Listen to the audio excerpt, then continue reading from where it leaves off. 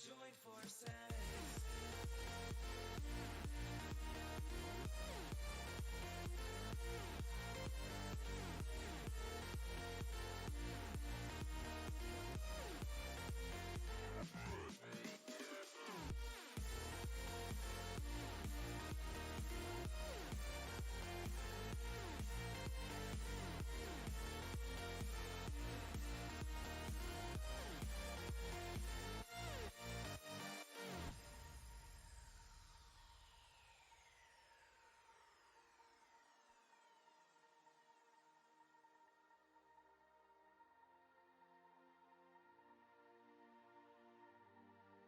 Castles and dragons, the battle begins tonight. Are you with me? This is our kingdom, and we won't run tonight. We are a team.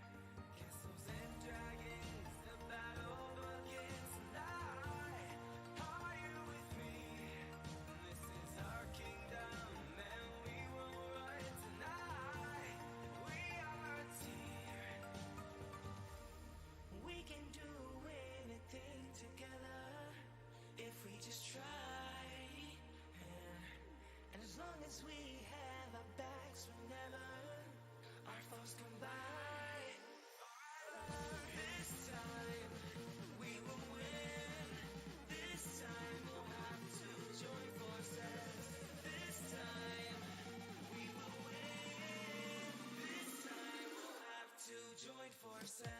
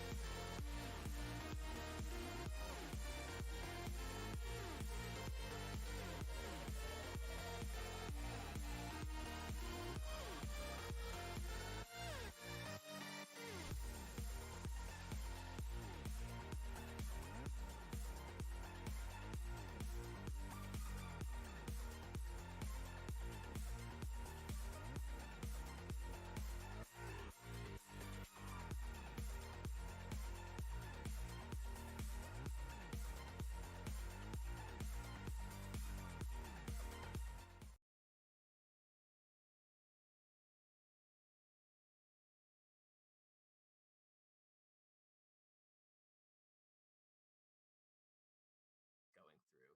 So she's able to explore the environment, she's able to look at objects, and all these objects relate to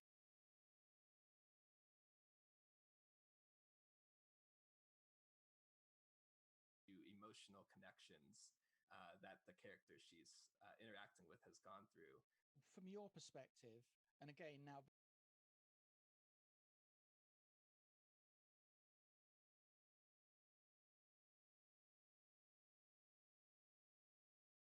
this is the game that you've got the most control over.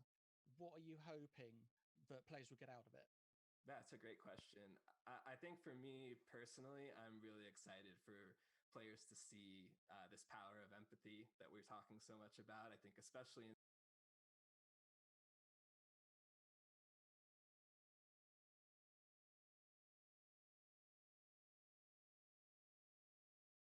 in these times, it's really important to be able to be kind to each other and understand what others are going through. We use empathy a lot, but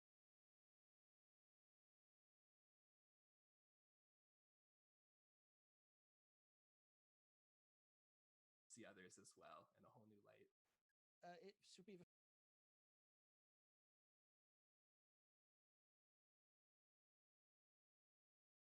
first Life is Strange game to be released as a complete package all at once, but it's still split into episodes. Is that right?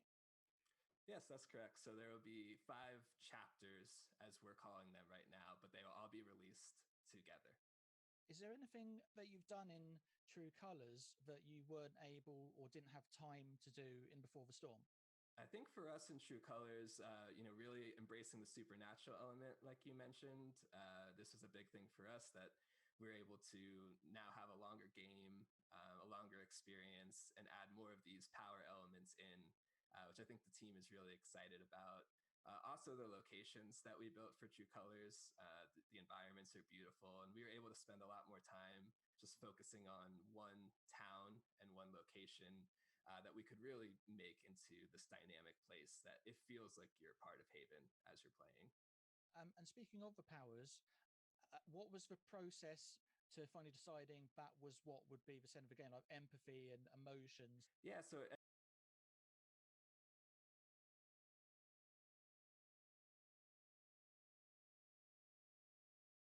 I think it was a core pillar of our initial story was having empathy. Like I was saying, we really wanted to tell this.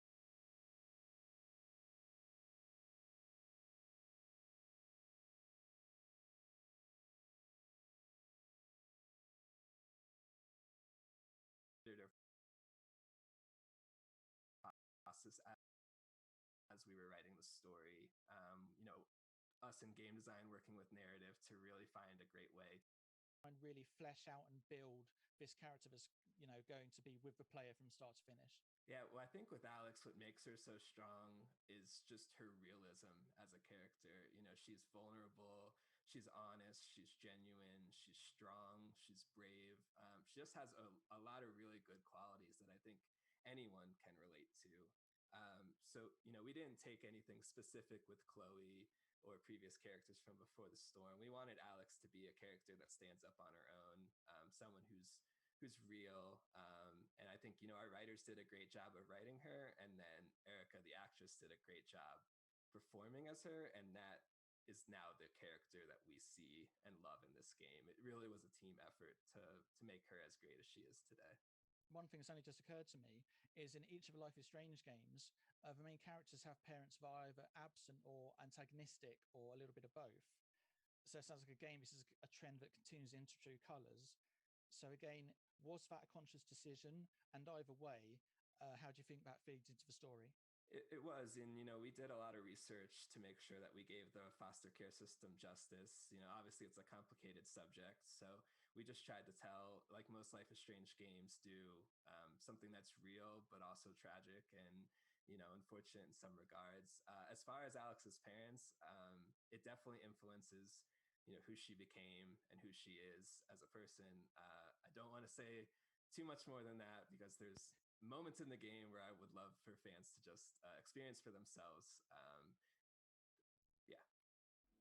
Okay. I think that's probably about it for me. So again, thank you again so much for making time to talk to me. I really appreciate it. Thank you. Thank you.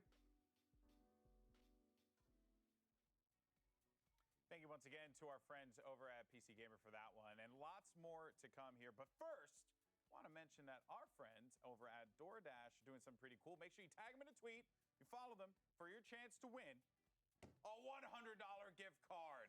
That's right, folks, $100. Now, so make sure you guys do that. Follow the prompts here, and you'll be a Gucci handbag. So we've had some pretty awesome moments already from this year's E3. It's been great, but I do want to take a second to, do some story time amongst us friends. Might I add, how cool is it that we get to sit here with IGN, GameSpot, both me and you, G4, Nerdist as well, to talk about, this is probably one of the highlights for me personally. But, I want to go down the line. Dan, what is an E3 memory from your first E3? My first E3, well, I grew up reading like GamePro and EGM and always reading about E3 year after year. And I would love to go to that someday. Finally, in 2012, I got the chance, and it was just like full-body chills. It was such a really incredible moment for me. It was like one of my first jobs away from like waiting tables. It was like one of my first real moments where I was like, I'm working in the field of like entertainment journalism and covering pop culture and the stuff that I love. And I remember I got to sit in the closed door session to see Star Wars 1313, RIP, and just had my brain rent asunder by how awesome it looked. And basically that game looked like it was going to do for Star Wars what The Mandalorian ultimately did, just open up this whole world of scum and villainy.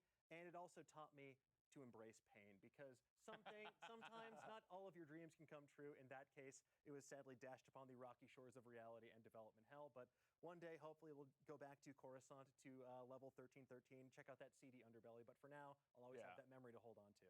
can dream. A boy can dream. Boys and girls can dream. Avli, what about for you? Mine is probably a little bit more evil, so boys and girls, do not try this at home. What did you do? Well, I snuck into my first E3. Oh, gosh, Avli. So I was maybe 17, 18 years old, and I came as a media partner for my high school newspaper. Totally legitimate, wasn't in high school anymore at that point. But I will never forget them, for some reason, handing me the badge, putting the lanyard on, and then just walking into the convention hall and just looking up all around me at all of the different booths. Yeah. And like seeing like the big Nintendo booth, and then I think there was like Persona 4 Dancing All Night being displayed or something, right? Yeah. And then just having like Teddy going over here, like, you want to dance, little girl? And I'm like, okay. That was probably like my absolute favorite memory of just being in shock and awe that I was there because, you know, we saw E3 on G4. Right. I found E3 from like, hey, Ash, what you playing? They did like a vlog there, and I'm like, oh my God, I'm here. This is it. Yeah. Well, we don't have a lot of time, but Michael, what about for you? I grew up watching GameSpot, and I had a 2004 GameSpot DVD where they went around E3. I'm like, damn, it'd be nice to be there. 2017 was my first E3, and I did it for GameSpot, so I bust up in there. I'm like, yo, this is wild, whimsical. Like, I'm doing work, but it's wild to, like, collaborate with the Giant Bomb folks, because, like, we see them in the office, but, like, you go to the Giant Bomb couch, it's like, wow, this stuff is real. I'm really here. So I'll never forget 2017. It was a lot of work. You realize how much work is put in for, like, folks at GameSpot, IGN, so it's wild. And Damon?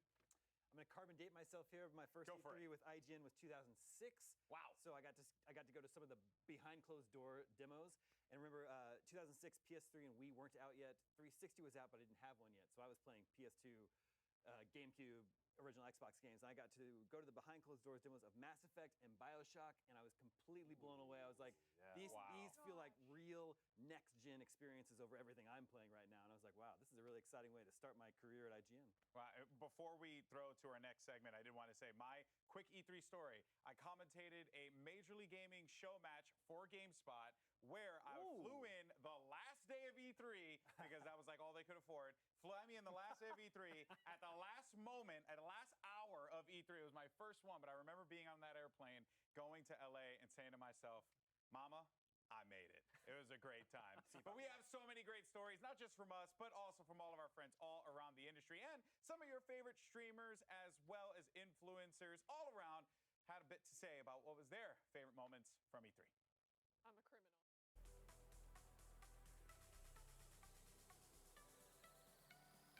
Well, I could tell you growing up, E3 was like the holy grail, right? Like that was, I mean, it was like E3, I'll never make it there. Wow, you went? In 1999, that was my first E3. I got to see a cool midway like basketball cage. I remember that. I believe that was the E3 where they introduced the Dreamcast. I was in awe at everything. I tried everything. I played Just Dance. You know, the Ubisoft booth was incredible. They had me just in a roller coaster simulator, and I was bad at that somehow. I don't know what happened. Probably similar to a lot of the other content creators on this show. We had to sneak in, man. We was little kids. Like, I was in high school. Nintendo was handing out posters. They handed out like a Zelda poster or something, and I was like, yes! And I framed it immediately and put it up on the wall, and I was like, I got that at E3! Don't even act like I didn't get it at E3. There it is, right there. The time that I went to my first E3 in 2016, I think I called in sick that day. I was like, you know, you turn on your sick voice. Yeah, I just don't think I'm gonna be able to come in. I'm sorry. I don't work there anymore, so I can't get in trouble for it. So the story's out there now.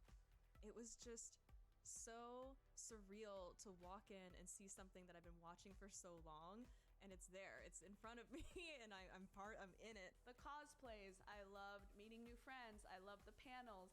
I loved walking on the showroom floor and just seeing all these new things. It was just unreal, and it really solidified a lot of feelings for me, knowing that I wanted to be in this industry. I had all this swag on me from one of the halls where I had played a whole bunch of games, and then I get to the next hall because I wanted to go in there and see what it was. It was the one with Sony and Microsoft and also Nintendo. And the dude at the door stopped me and was like, hold on, let me see your badge. And I was like, whoa, and I showed him the badge. And he said, what's your name? And I forgot the name on the badge.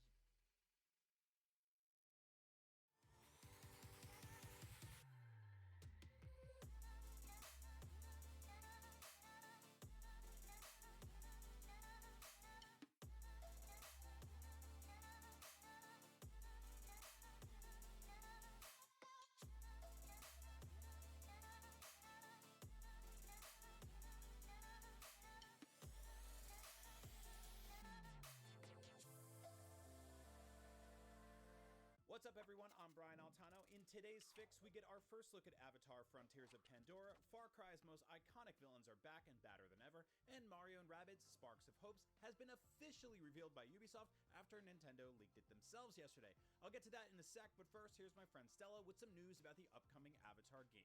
Take it away, Stella!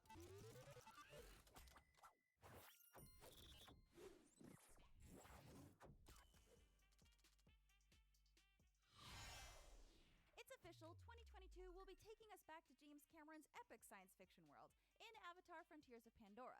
Following a similar announce, then delay, then wait forever precedent set by the Avatar movie sequels, we first heard about this game 4 years ago. Based on what we saw in today's Ubisoft Forward presentation, it looks like this action-adventure game is set in a first-person open world featuring the Western Frontier, a part of the planet not previously seen, home to the franchise's signature living, reactive alien biome.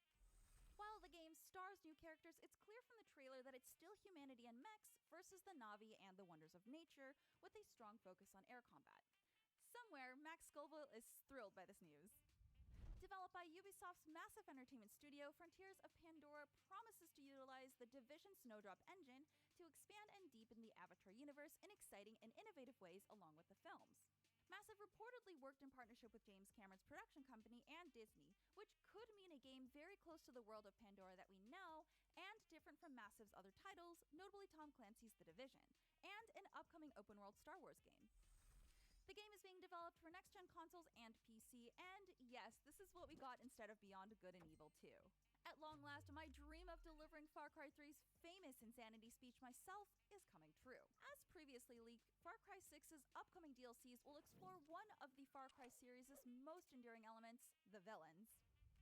The DLC Season Pass will let you play as Vas Montenegro from Far Cry 3, Pagan Min from Far Cry 4, and Joseph Seed from Far Cry 5. All three previous villains were shown along with surreal first-person gameplay seemingly set in worlds that exist within each big bad's terrifying mind. All three charismatic characters seem to be surprised by the fact that they're present, but happy nonetheless to be back causing havoc. And so are we. That's not all for Far Cry 6's Season Pass, it will also include Far Cry 3 Blood Dragon in some form. This much-loved 2013 standalone expansion for Far Cry 3 featured a retro-futuristic world and parodied many 1980s action genre elements. Ubisoft and Ari Shankar recently announced a Netflix animated series spin-off called Captain Laserhawk: A Blood Dragon Remix, so it's a somewhat surprisingly good time for Blood Dragon fans. Thanks, Stella. I cannot wait for Far Cry. Speaking of colorful games full of terrifying villains and nightmare animals, the Rabbids are back, and they're teaming up with the iconic Italian plumber Super Mario once more in Mario & Rabbids Sparks of Hope, officially coming to Nintendo Switch in 2022.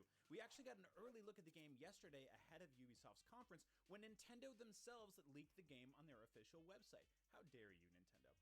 It wouldn't be a Mario & Rabbids game without a leak happening. That's part of the tradition at this point. Either way, the first game was surprisingly awesome and also a sales hit, so here's hoping the next one is even better, even if Rabbid Rosalina is one of the scariest things I've ever seen in my entire adult life.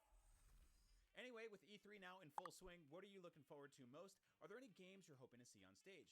Let us know in the comments below. I'm Brian Altano, and that was your Daily Fix. Now that you're all caught up in the news, make sure to check out the rest of our E3 coverage on YouTube, across social media, or even on your smart TV. Download the IGN app on all your mobile devices, and subscribe to the IGN Daily Fix on Snapchat for all things, everything else, video games, E3, and scary-ass rabbids, IGN.com. Thanks for watching.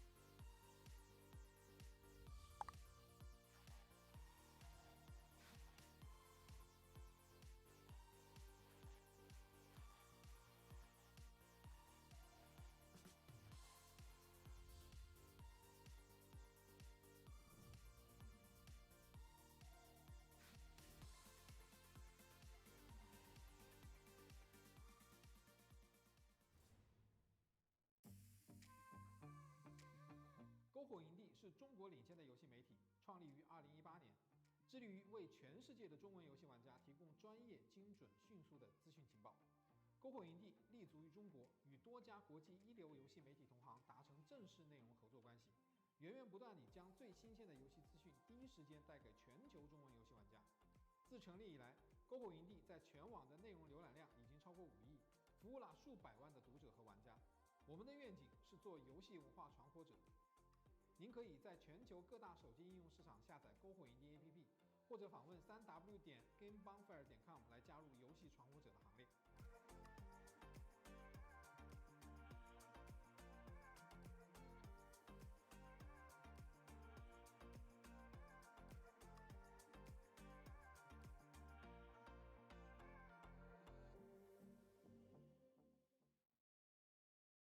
As a part of Play for All, GameSpot will be bringing you the latest gaming news and announcements, interviews with developers, the biggest press conferences, and lots more. Play for All is our yearly online event that combines the excitement and announcements of E3 with charity live streams the following week with lots of special guests who are going to help us raise money for able gamers. So join us in June for E3 and Play for All on GameSpot.com, YouTube.com/GameSpot, Twitch.tv/GameSpot, and as a part of E3's official broadcast. See you then. And a big thank you to our sponsors at DoorDash. Get more from your neighborhood, from restaurants and convenience to grocery and corner stores. All right. We got a lot to talk about, sir. We do. Back for Blood. I don't think we said that together. We have to. I mean, Yeah. Back for Blood's all about cooperation, getting out there, be the cleaners, take on the ridden. Yeah. I can't wait. You know, it's funny. I was talking to Damon, and I was like, "Oh, you used to kick Greg's butt Oh, I in saw. Left 4 Dead," and he Yeah. was like, "No, we played together." And I was That's what like, we do. We're a team, right? That was the Game Scoop squad. We weren't tearing each other apart. We were tearing up them zombies in Left 4 Dead, Yeah. which is why I'm so stoked to see Turtle Rock return to this and come out and do Back for Blood. And so, yeah, we're on the precipice of this presentation. What's interesting, if you're not over on Twitter keeping up with there, they just put up a post that I think is interesting, explaining more of their online content and keeping the squad together, as they said. They're going to do it that if the party leader has content for PvE, which means, of course, if they bought something, it'll be available to the entire party. So if you want to do an expansion, not everybody has to own it, just party leader does. And then for PvP, the question was, how do you keep it from being pay to win? They're doing a thing where all the PvP additional content you can get for free by progression. So you could pick it up by, cosmetics, unlock it right away, but if you want to, you can earn it for free in the game too, which is a great look.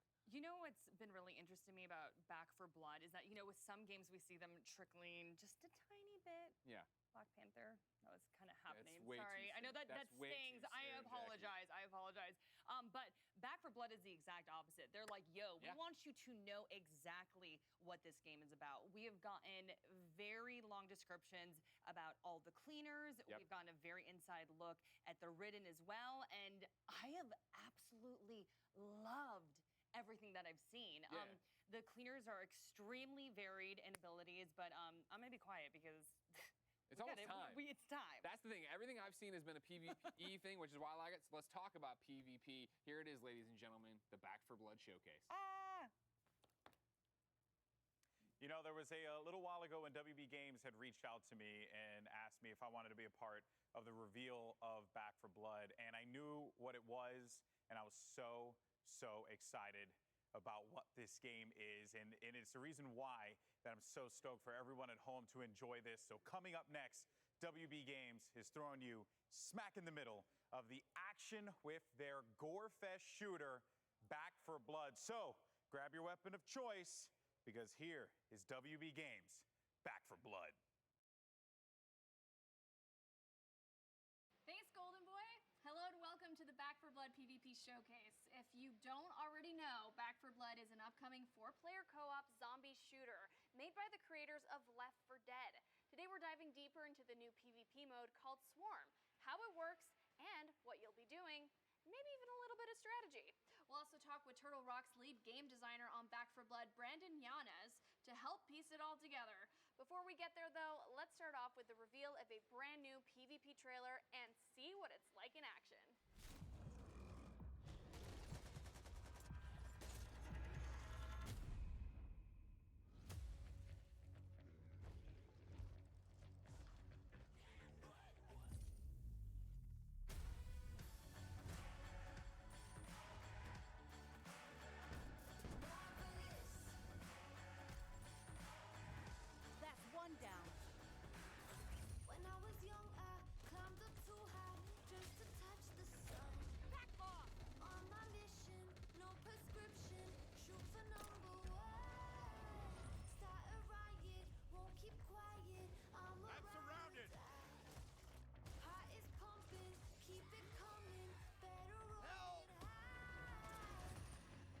is what happens when you don't stick together.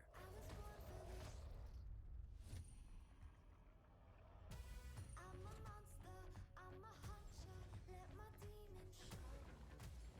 Hold on tight. Keep pushing them back. Hit the gas and go. Now or never, live forever. I'ma take what's mine. Heart is pumping, keep it coming. Blood running high.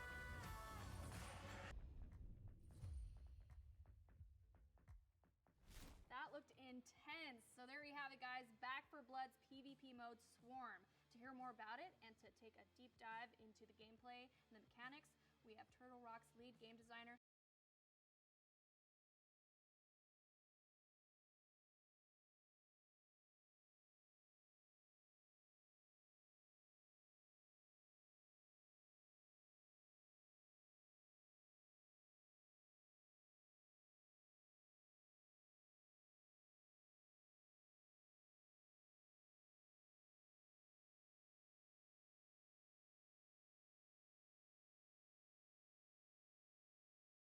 a little bit about the inspiration of this new PvP mode and what makes it fun and unique.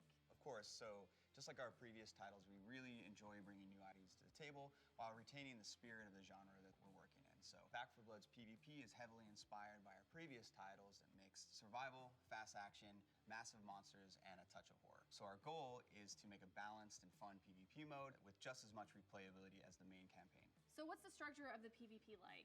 Do you play in rounds?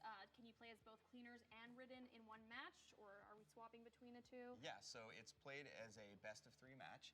Teams of 4 take turns swapping between the ridden and cleaner players. The job of the cleaners is to scavenge supplies, find a good place on the map to fortify their position, and try to last as long as they can. The ridden's main objective is to kill the cleaners as fast as they can. So this is achieved by choosing the right ridden to counter the other team's strategy, using mutation upgrades, and by coordinating attacks with other AIs and players. As the round progresses, the swarm moves in, so this increases the size of the ridden attacks and shrinks the playable space, sometimes forcing the cleaners out of their favorable positions, right? So when a cleaner team is wiped from the field, the points are scored for how long they survive. Then both teams swap, and then they go at it from the other side. The team that runs the clock the longest as the cleaners is the winner. Now, I understand you can play as all the different cleaners in both co-op and PvP. Do you have a favorite character that you play as? So I have a couple. I play Mom a lot. She's a badass with a sawed-off shotgun. She adds a lot of survivability to the team. She can also instantly help teammates that have fallen during battle. All of our cleaners have special perks, so that one is hers. Let's jump into another trailer that goes a little more in depth on the ridden's progression through PvP. Check it out.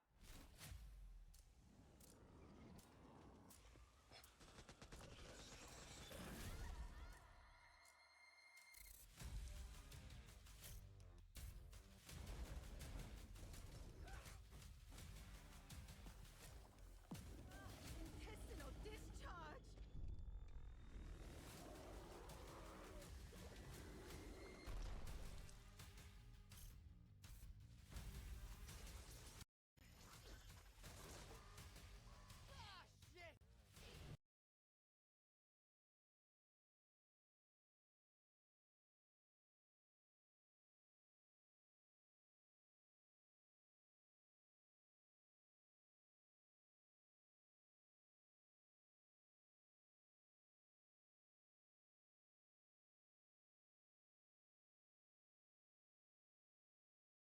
That each different ridden has their own variants as well as their own mutations on each variant. So can you expand a little more on these special abilities and how they work? Sure. So at the start of each round, players can choose between 9 playable ridden, each with their own unique abilities. So for example, the Stalker can pounce a player and pull them away from their team, or an Exploder can time their detonation in the middle of a group of cleaners and fling them all in separate directions.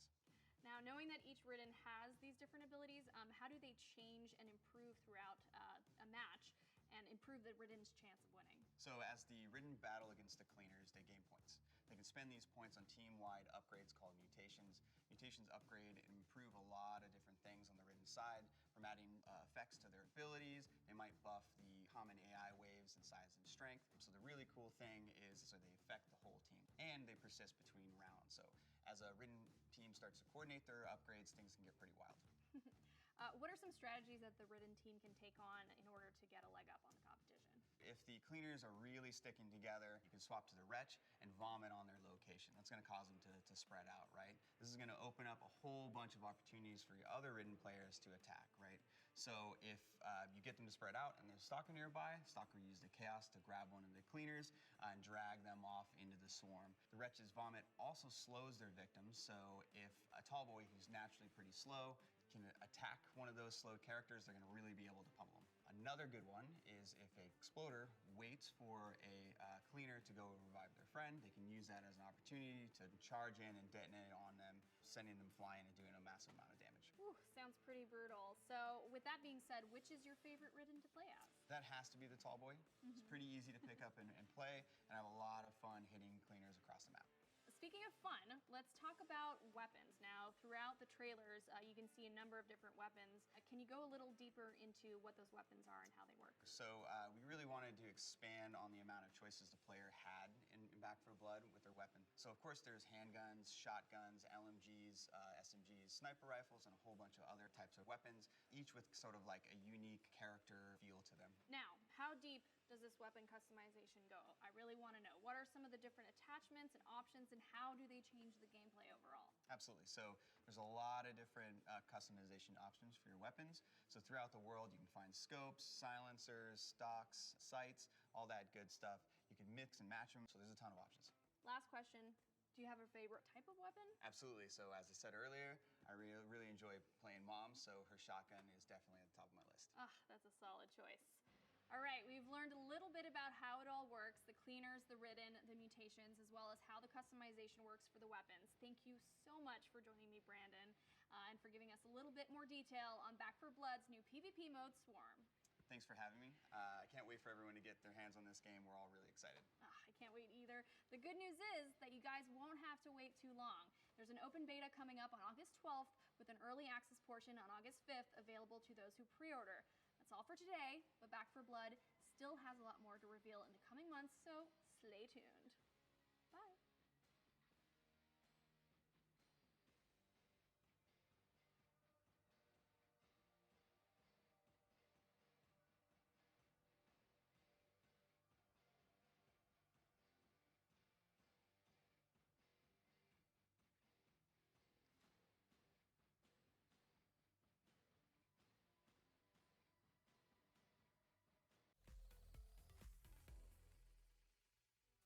And there you got it, folks. Back 4 Blood looks awesome.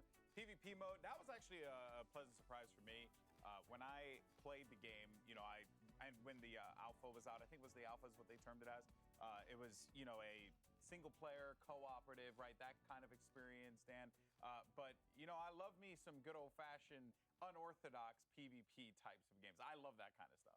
Yeah, I played an irresponsible amount of the versus mode in Left 4 Dead and Left 4 Dead 2, in which you get to be both the monsters and the player characters. And Swarm mode that's exactly what I wanted from this game. And I like the wrinkle where you're going to die no matter what, like you're actually in a horror movie. At least that's what I would do in a horror movie. I would just perish immediately. But here, you have to try and rack up as big of a time as possible and challenge the other team to beat it. I think that's a cool conceit. Yeah. And really, it makes it feel distinct from the campaign mode like you might see in the previous game. So I'm excited for it. Yeah, and obviously you and I, we both come from an esports background. I see something like that. It looks different, and we know Turtle Rock's history, having tried different games and different unorthodox multiplayer games in the past. But I think that there's some potential there for some fun competition. I think that, I don't know if I see it as like a full esport, but like a Twitch Rivals or something. Yeah, or like some fun competitions, like we get a couple G4 hosts together. Shameless we plug. start playing, shameless plug. I got you, Jerry. Shameless plug. And then we all play together. We're the zombies, we're the good guys. And then we do it in real life. No, I wouldn't want to do that in real life, especially not after the week we had. Damon, though, I know you're a single-player guy, but I know you also played a decent amount of Left 4 Dead. So because of this Back 4 Blood, what I like about it is, yes, it is, a PvP, but it still pulls back to the single-player experience very well. And I think for that reason, it should appeal to folks who maybe don't really want to dive into PvP, but enjoy, the gameplay mechanics. I think there's actually a character or a class just for people like me in the PvP, and that's the Exploder. Yes. I'm going to die a lot, but if I can take out a few enemies with me, I don't mind dying so much. Yeah, exactly. It's all right to just run up there, blow yourself up a few times. You know what, man, Michael? It looks like it's going to be a good time. Do you feel like this is something that you can pick up and play repeated sessions of? Yeah, I miss having that game where I could just play with my friends back home and just be really loud and ignorant over comms. Like Left 4 Dead is 1000% that game for us. We could just wild out on Discord or whatever. But it's really exciting in the sense that, when you think about it, Left 4 Dead was a source mod. And so Turtle Rock obviously made their bread off that, but the production values of Back 4 Blood, this is their opportunity to kind of bring back that magic of Left 4 Dead, but do it on a much bigger scale. And that presentation that we saw, it's we're going all in on this mode with all these classes, these different characters.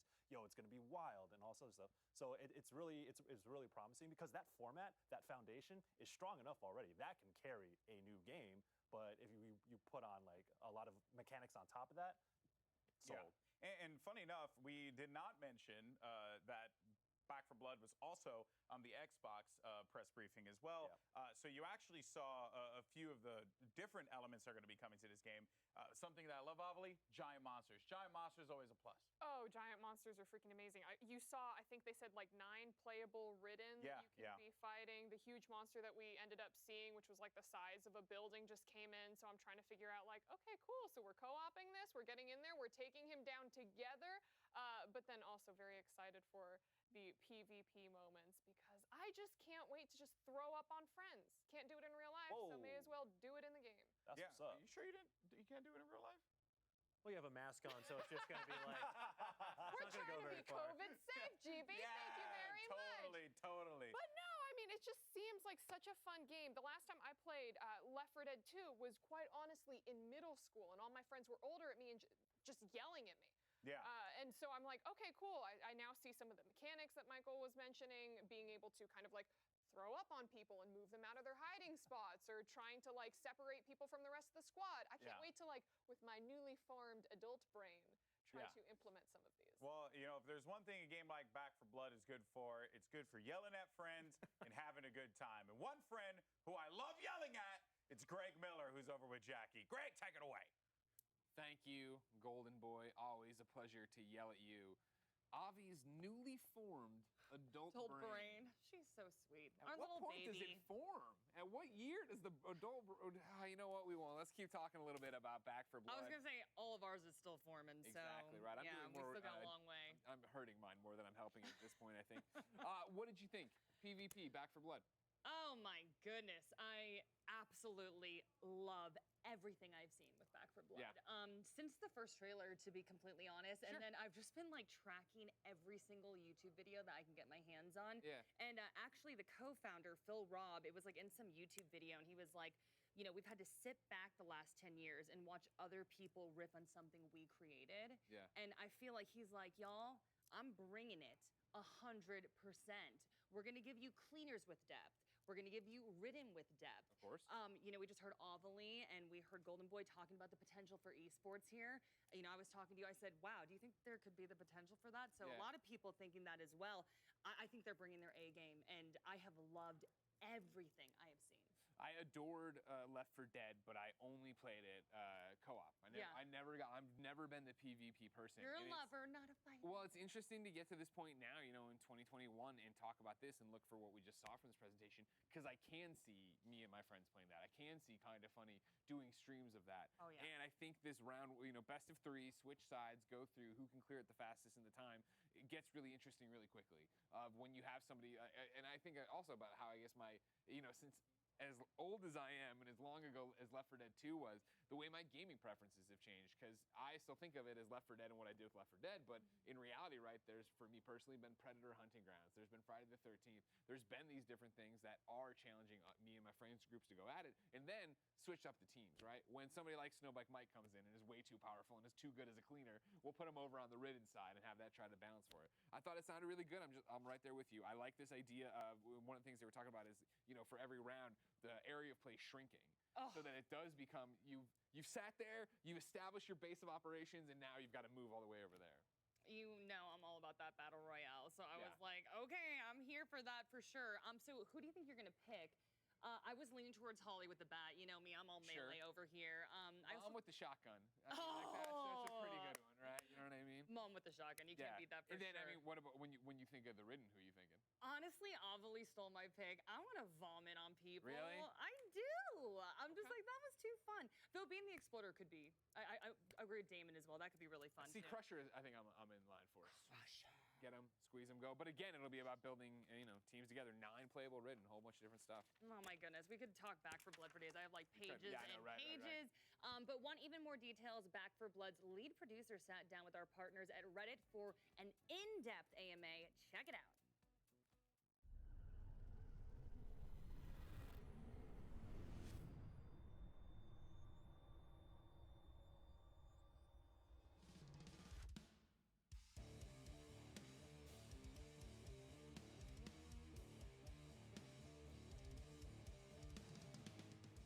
We are going to be supporting this in our up-and-coming beta that people will be able to play this August.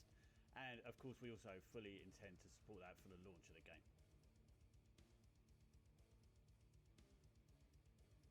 We're going to be supporting 2 modes, PvE and PvP. PvE is your more traditional kind of style where you're going against the AI with the 4 cleaners against the ridden, and then PvP is where you can fight against other players online.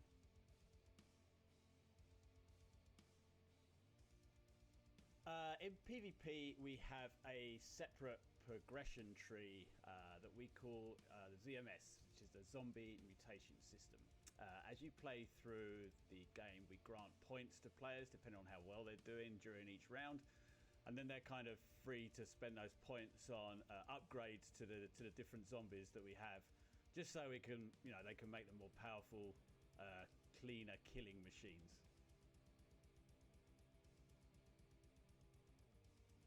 Indeed, there's actually going to be plenty of other stuff to keep cleaners occupied. As you're saying, when you're going from safe room to safe room, we're going to have special events in maps. We're going to have some lulls when you're not always getting hoarded by tons and tons of zombies, so you'll have time to explore each map, explore each area, where you'll be able to look for loot or upgrades or attachments to weapons, all that kind of thing. And we'll also have some secondary objectives in each of these maps that players will be able to complete.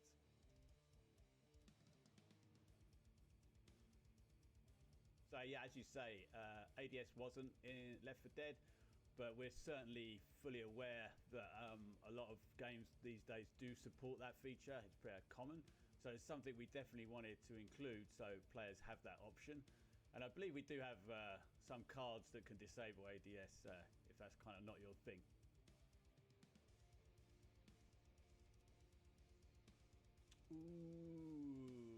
I'm probably going to go for 3 different cleaners, just to be awkward. I know you only asked me for 1, but I like playing Mum a lot. The quick revive is super handy. Walker's great because he gives you that extra boost of accuracy, which I need every now and again, I have to admit. And the Holly extra stamina is super useful. Stamina helps you get away from some sticky situations. And I guess speaking of sticky, for the ridden, I love playing the Hocker, like hiding up on rooftops during PvP, checking where you see cleaners are going to try and hide out, and then trying to stick them from afar, and then that kind of sticks them in place. and allows some of the other more up close and attack ridden to get some free hits in while they're trying to free themselves. So it's a lot of fun playing that ridden and helping out the team with coordinated teamwork. Yes, thank you so much. We're really excited for the beta and the launch of the main game. It was pretty amazing that Warner Brothers gave us the opportunity to make this game. And then, as you said, the atmosphere in the studio at the time was electric, and it has continued to remain so, even though we've developed this game in somewhat unusual circumstances.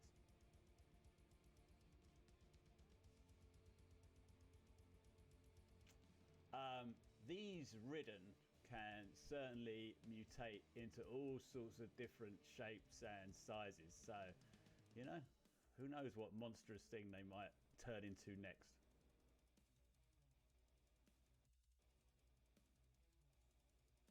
We won't be supporting that at launch, but you can, of course, queue in with 3 of your friends into PvP. And I think it's important to point out that during a match of PvP, you play different rounds.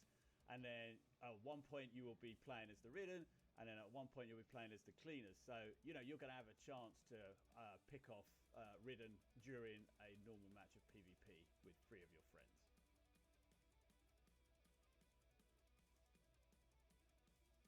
We would love to support split screen, but right now it's something that unfortunately won't be available at launch.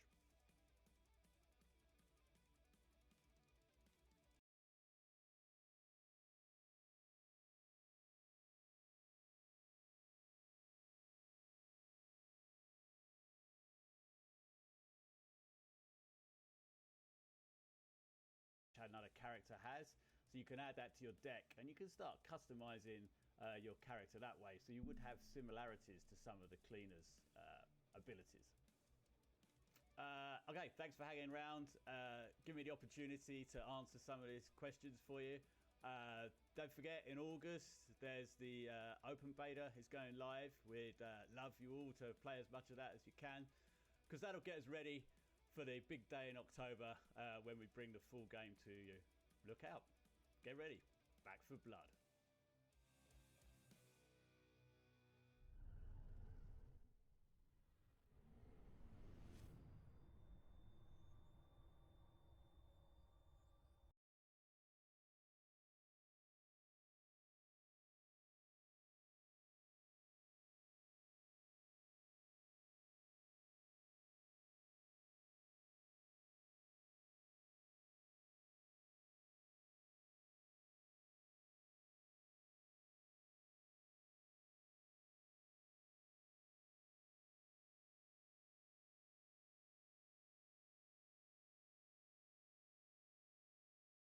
Summer of Gaming has officially partnered with the ESA for E3 2021. IGN Summer of Gaming is now all summer long. From major press conferences and announcements at E3 2021 to the IGN Expo with exclusive gameplay and reveals, to exciting first looks at the hottest new games and in-depth developer interviews, IGN Summer of Gaming has it all. IGN Summer of Gaming begins right now.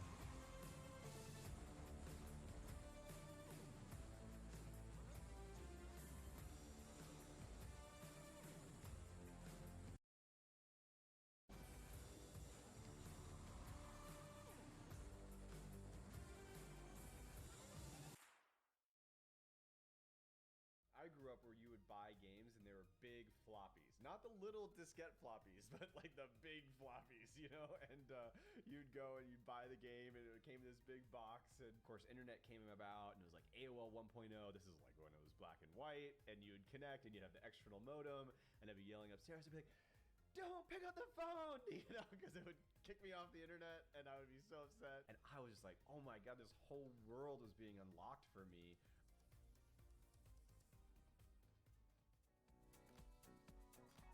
iHeartRadio is a proud partner of E3 2021 and the #1 podcast publisher in the U.S.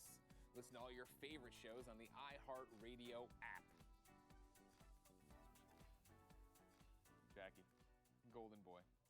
Yes. It's continuing. Can you believe we are moments away from the PC gaming show? It's coming up. We can't wait. It's going to be exciting. Yeah. But the question I have for you is, and especially you, Alex, what does the PC gaming show mean to you? Well, so I grew up traditionally, I'm taking it all the way back when I was a young lad in the Bronx. No, but I grew up traditionally playing console games. Yeah. So, when I got older, when I got some money and I could afford to get a PC, I was like turned to this world, and now like that's all I ever want to play. Yeah. Like PC for me is everything. So this show, and of course being hosted by none other than one of the legends of esports, Day 9. Yep. It's a real joy to watch it. You're always going to get some fun games out of there, and it puts a spotlight on games you normally wouldn't get to hear about because there's so much going on with the hustle and bustle of E3. Yeah, 100%. That's what I think is special about PC Gaming Show, is that it is, first off, designed for the PC player, which I know sounds like the stupidest thing a host can say, Yeah. but it's true because it's designed in a way of like, hey, let's target PC players. Let's talk to them on a different level. Jackie, what do you get out of the show? I own 2 PCs, so I'm all about Okay, that girl. PC life. Look at that flex. Look at that flex. Hold on. Well, when I was in the Bronx, I built the PC once. She's got 2 over there. She got one gathering dust she doesn't even need. I shouldn't have even said that. I was just saying that what I love about the PC gaming show is that my brother was a huge PC fan. I just remember him being glued to the computer, and I was more like you. I played more console, and I was like, "What are you doing over here?" And actually, I took it upon myself after he passed away to really dive in and learn how to play in PC. I'm awful. I'm absolutely terrible. But I feel connected to him. You can plug your controller in, so you're good. Yeah, you're right. There's also that option as well. But I'm also of the camp that the surprises. Yep. You know what I mean? I just think you always see a game that just makes you light up and smile. And there's just so many trailers. So I'm very excited. That's the thing about it, right? Is I feel like you were talking about it. It's discoverability. It's something you wouldn't get in one of the bigger conferences. So it's stuff that can be targeted and incredibly niche. It can be like something that is this strategy simulator you would have never seen on a main stage at Xbox or anywhere else in E3, but here it is getting the time it deserves, and it offers such a great insight into what inevitably will be coming to consoles eventually. Yeah, very true. But you are going to see things that sometimes you'll get that big game that's there because it is very important. Especially there was a period where all on PC was just World of Warcraft, and then the Counter-Strike and a few other things, and that's all people cared about. But it's very important that the PC gaming community continues to be taken care of, continue to be supported, and that's why I love this show, and I think it is so important for the space. 100%. And it's also such a great avenue for independent developers. Very true. I mean, right now it is so easy if you want to make a game to go and try making a game on your PC, and with all the different digital storefronts, you're able to get out there. But you don't want to hear me talk about the PC gaming show. You'd rather see it. So ladies and gentlemen, without further ado, the PC gaming show. Woohoo! Thank you, guys. You guys are.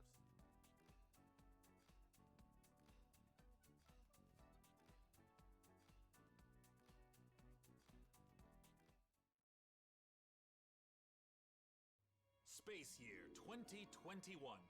Having spent the last 12 months hunkered down and definitely not hiding in a subterranean bunker, our heroes have fled Earth aboard a spacecraft with one purpose.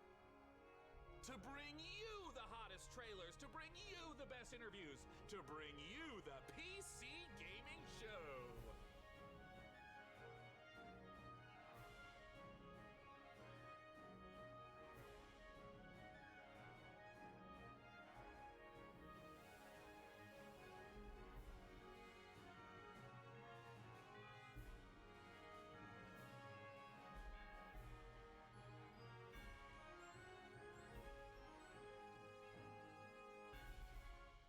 Situation calamitous. Sean! Situation Sean! calamitous. Situation Do something! calamitous. Do something! Countdown to the extinction of human race begins now. Oh, Deadbot, no! We have so much to live for. I'm pretty sure Half-Life 3 is going to be announced this year! 4, 3, 2.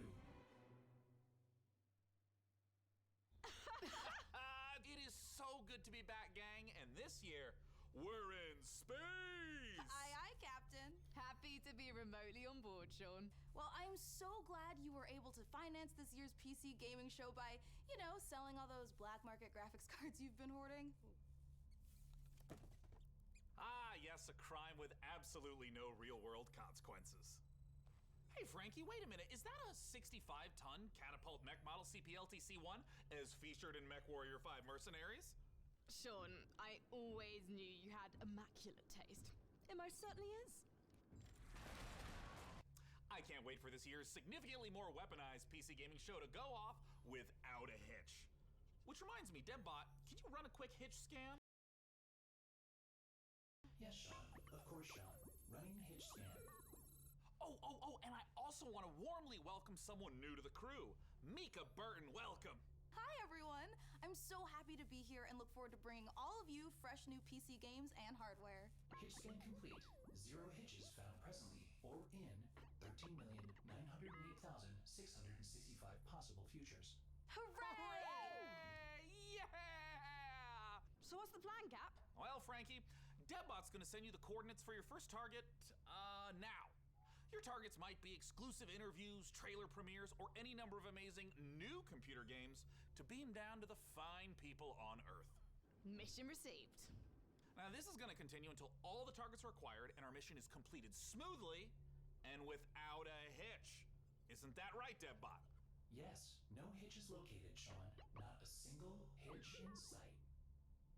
But first, let's teleport down to the stage to check in on E3 happenings. The only reason we're allowed to legally be back on Earth.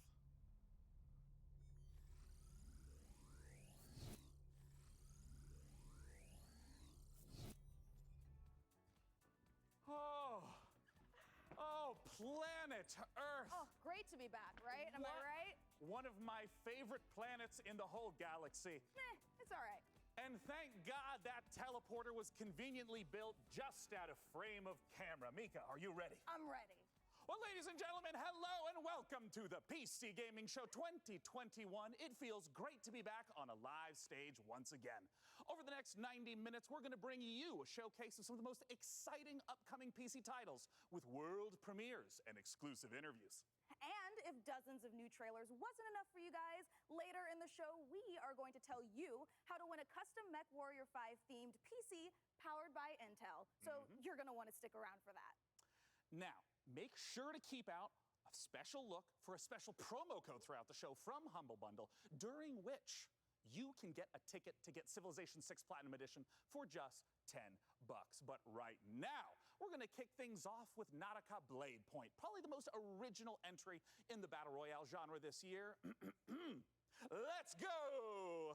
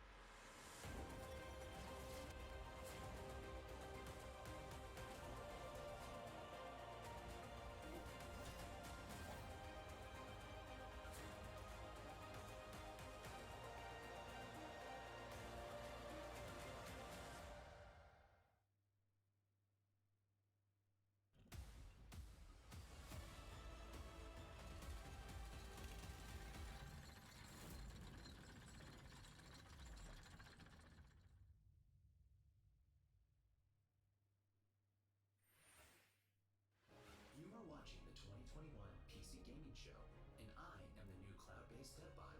I am streaming from GeForce Now, NVIDIA's cloud gaming service that connects PC gamers like you to their own library of games, purchased from stores like Steam and the Epic Game Store.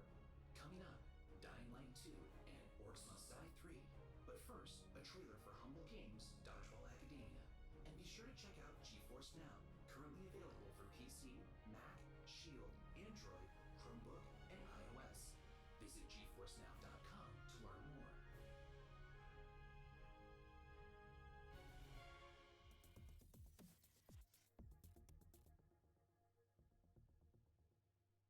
Finally, I've made it. My time is now. I will become the best player the school has ever seen. Dodgeball Academia, here I come.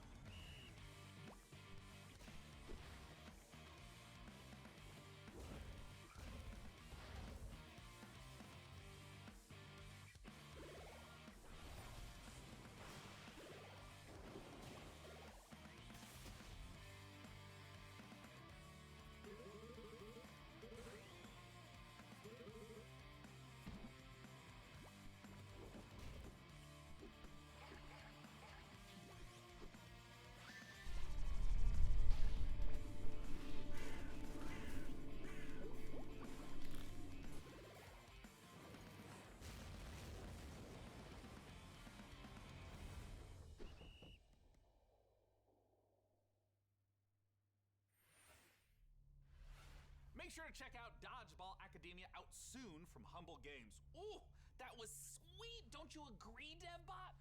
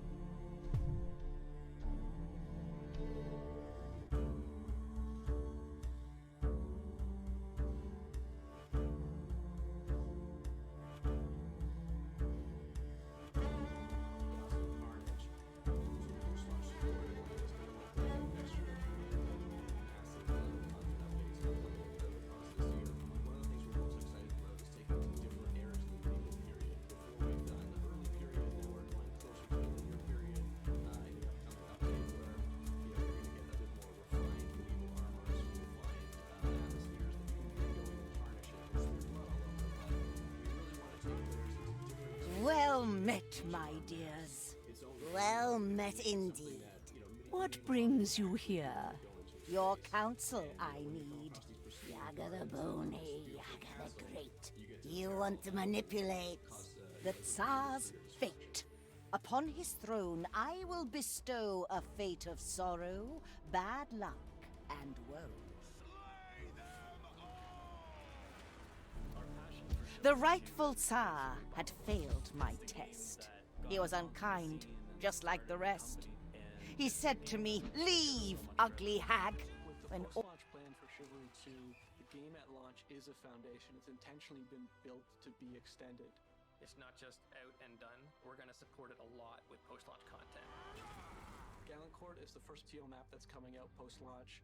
Gallancourt is going to take us to the high medieval times or the late medieval times. It really captures the Agathian ideals of being this like noble, rich, wealthy place where the prosperous live.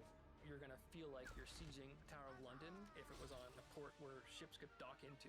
You'll also be blowing up a couple ships, which is fun. We've got a ton of weapons coming in at launch, but there'll be more and more added to it post-launch as well.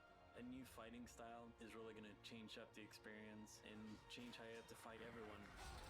Post-launch content is something that we're going to be working on for a long time. The game is really going to at least double in size for free.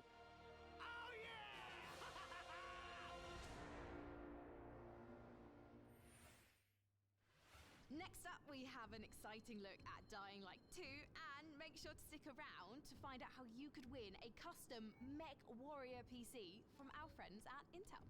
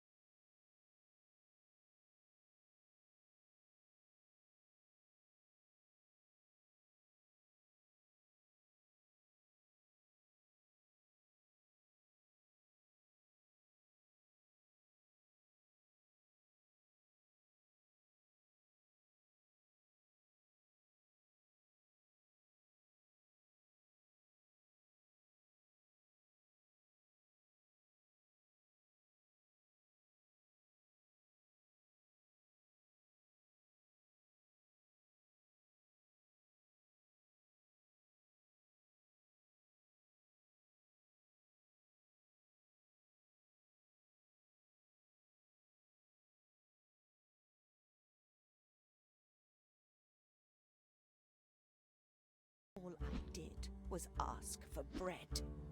And as his guards drove me away, I laid my curse, and he heard me say, "Oh, I shall leave, but hear this from me. How you treat others, treated you'll be. The one who is cursed with dreadful luck will be around when your throne turns to muck. But if you kill him by your own command, all of your tsardom will turn into sand." So ever since then, he searched every day to find the unlucky one and send him away. And now, he's found him. A man with no charm. Ivan the blacksmith, who's missing an arm.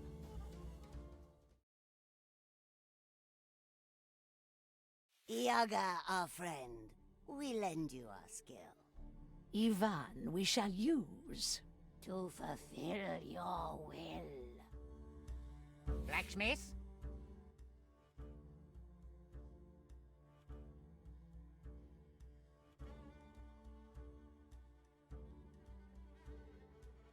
You work in the village, and people say you are followed by bad luck. Broken swords, bent nails, splintered helmets, crumbled wheels. Everything you create shatters to dust, and you bring misfortune upon us all.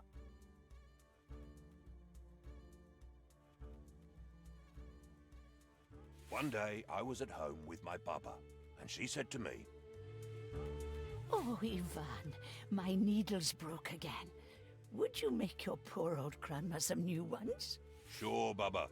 I'll make you a couple so strong you'll be able to weave chains with them. I just need to find some enchanted iron." "Be careful, Ivan." "Don't worry.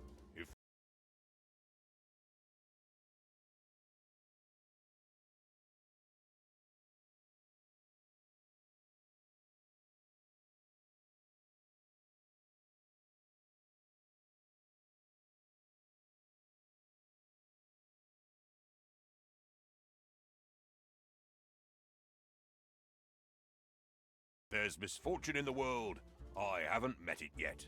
Oh, and if you're out there, see if you can find yourself a wife.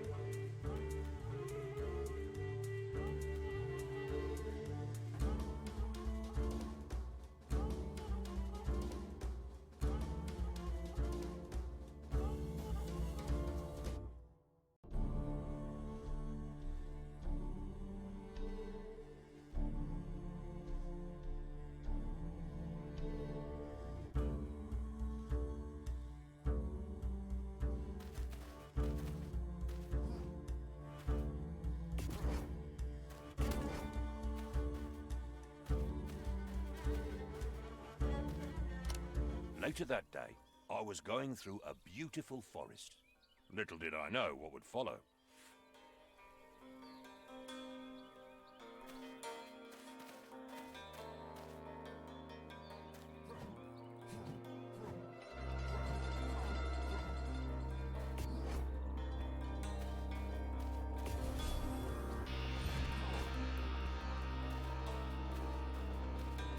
My way was blocked. I had to smash through, using my hammer.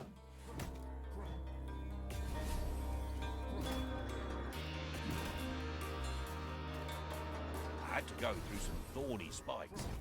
I quickly rolled through them to avoid hurting myself.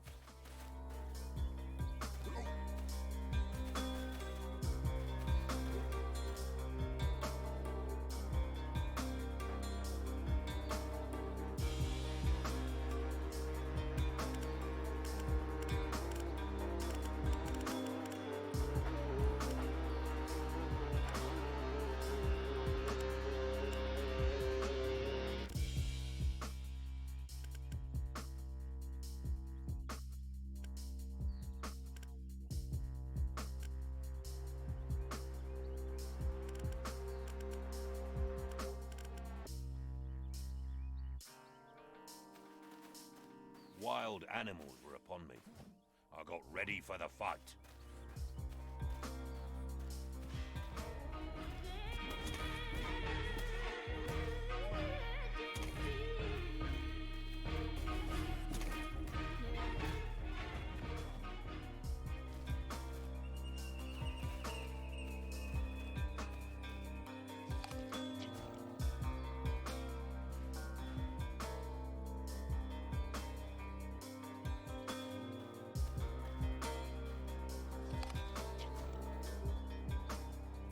tired from the fight, I approached a clearing. Bad fate was waiting for me there.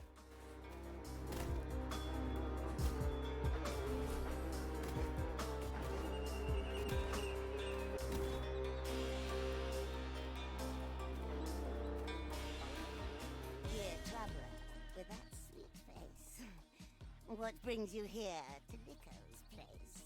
I left my grandma at the door to go and find some magic ore. You seek magic. Are you stuck? How do you feel about your luck?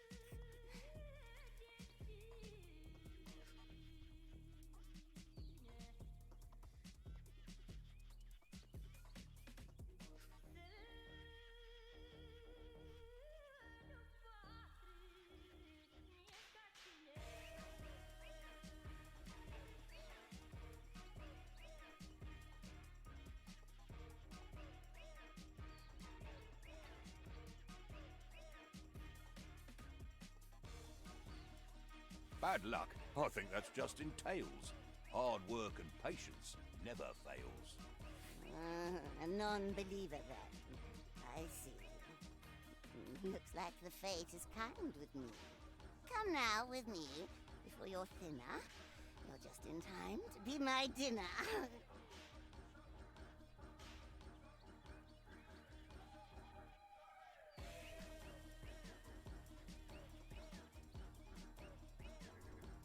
Your dinner? I have to eat now. It is late, and I will have you on my plate. And now you know bad luck is real. This is my name, and you're my meal.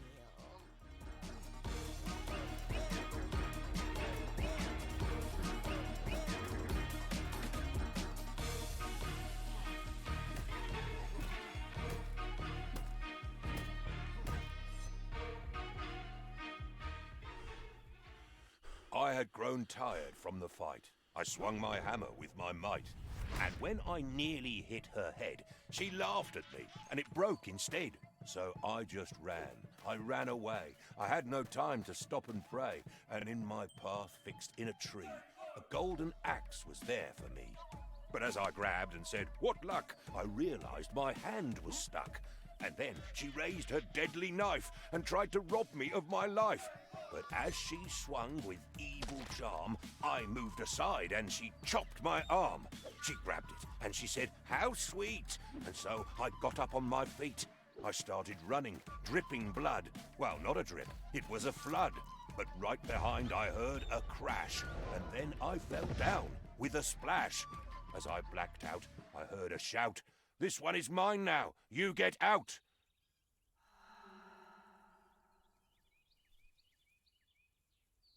Next thing I know, I was awake, back in the village with great ache.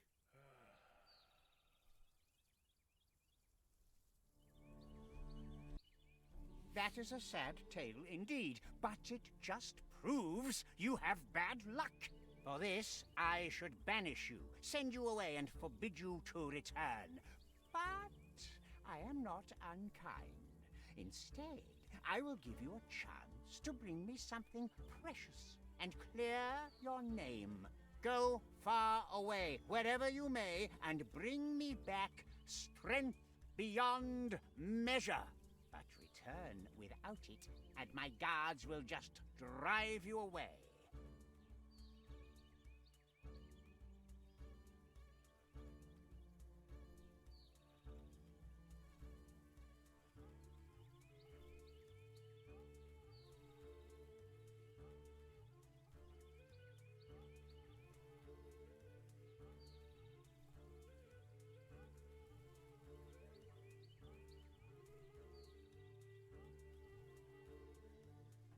Yes, my Tsar, your commands must be followed. I am on my way. Go now. Return only when you can give me strength beyond measure.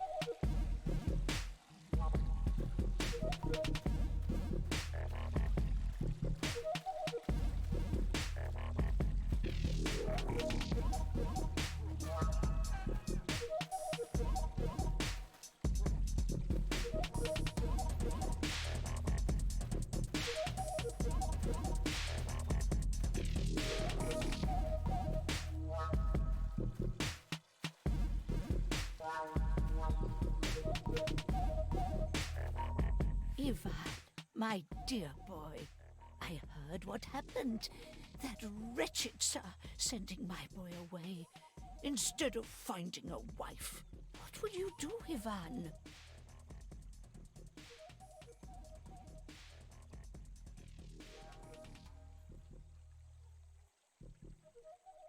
I already have strength beyond measure. Mine! Now I only need to find some for the Tsar. I'll do that in no time. Oh, Ivan, you kind fool. Listen, I know of a tale, a story long lost. An apple that makes you strong as an ox. I think you could take that fruit to the Tsar. Yaga knows about it and she's never far.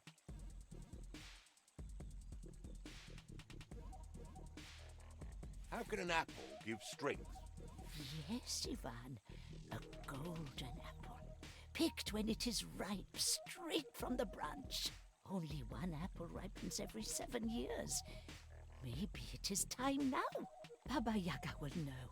Find her and she will tell you. The powerful witch deep in the forest. Her house sits on a chicken leg. I'll tell you an old poem about her. At night in the forest, you should be afraid. Yaga is there, caressing her braid. In front of her house there's a skull on a spike. No stories about her were ever alike. Sometimes she gives you advice and some magic. Sometimes you're pushed in the oven. How tragic. She will give you good advice if you find her. I will go to Baba Yaga. Wish me well. I am glad you are listening, but I hope you do not want to go empty-handed. She will need a gift when you meet her. It is said the best gift for her is a wormy bone and a cloth with a poor man's sweat. The sweat of a poor man? Yes, that one is easy. Talk to the hay farmer behind the church. He's the poorest peasant in the village, him and his brother. Ooh, where could I find a wormy bone? The graveyard, of course. But don't go digging there yourself. Talk to the undertaker. He must have some bones from old graves he cleaned up. I will go to them, Baba, and ask for their help. Take some kopecks with you. It's not much, but it's what I can give. Now go, Ivan. Help them if they need. Then return to me before you go. I have more to tell you. I want to see you back and wed, not cold and dead. Before you leave, you should go to your anvil and make some weapons. You will need them in your journey. Oh, and while you're out there, see if you can find yourself a wife.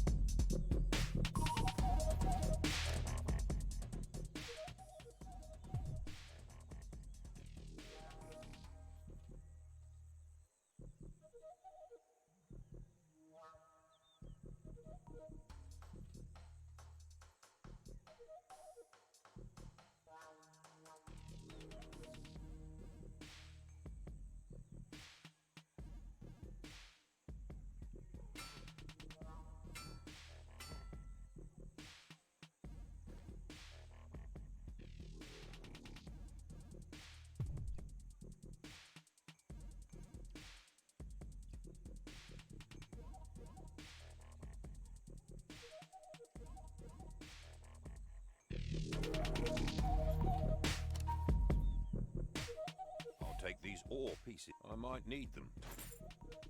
Perhaps I can use...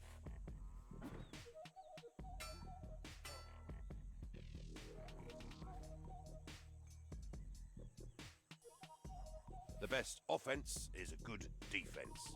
Or was it the other way around?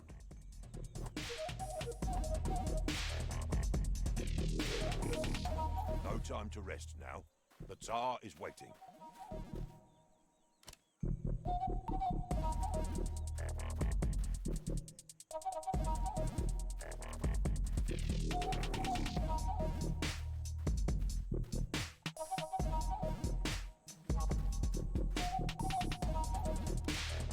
Tell me, dear blacksmith, how is your arm? Do you want some magic? Maybe a charm?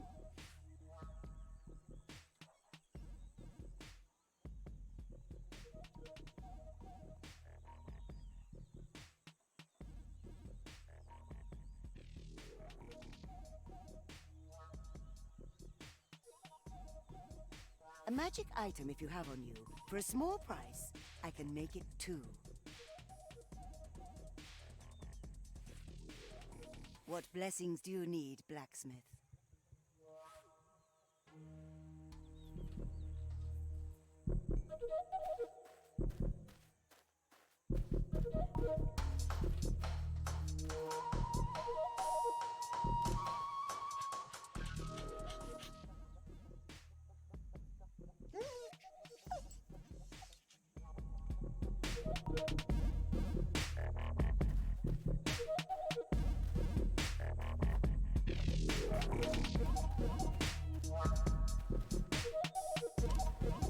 Ivan, have you seen my brother? He was to sell my hay. 2 days, and no word. I do hope he's not drinking the money again, the fool. Who? Winter is almost here, and we need food.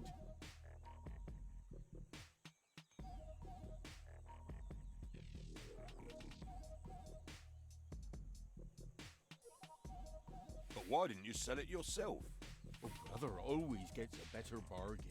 Good with words, he is. What will you give me to find him? Oh, I don't have much, but if you get my kopecks back, I'll share. If I find him, will you give me that red cloth on your head?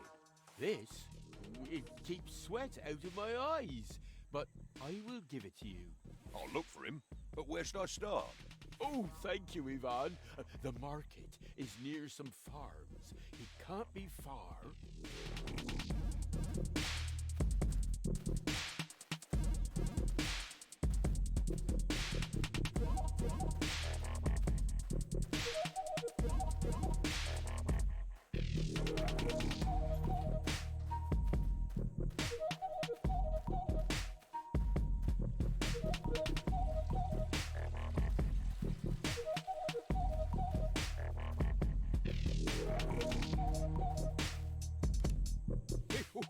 I know one.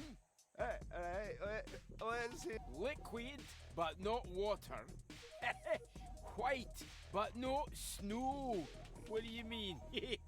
Who's the cheeky one now, eh?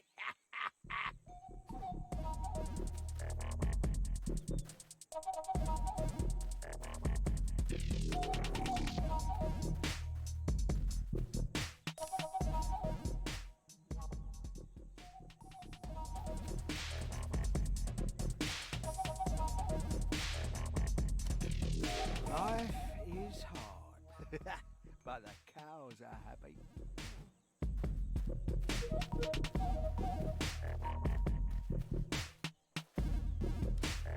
Blacksmith, do you need a blessing before you go? What kind of blessings would you like?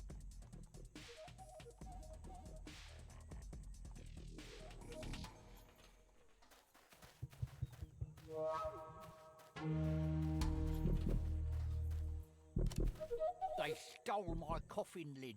I can't live well nor die well in this village. Who were they? Do you think I would still be out here if I knew? Why does it say rest in peace on my grave if I'm not even allowed to do that?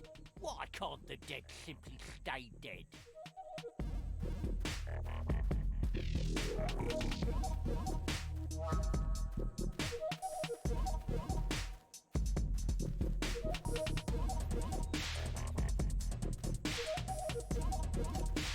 Good day, Ivan.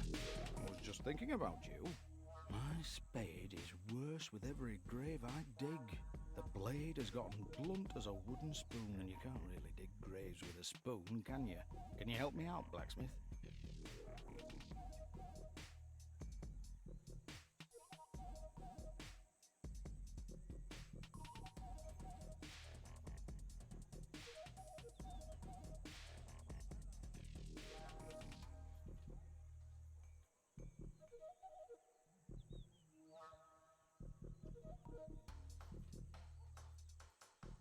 For 5 kopecks, I'll give it some hammer blows. Perfect.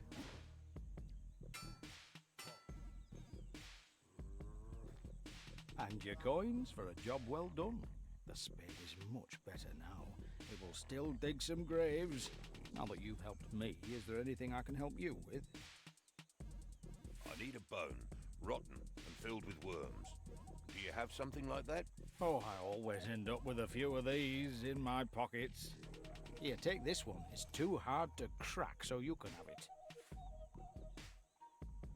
Thanks, Ivan.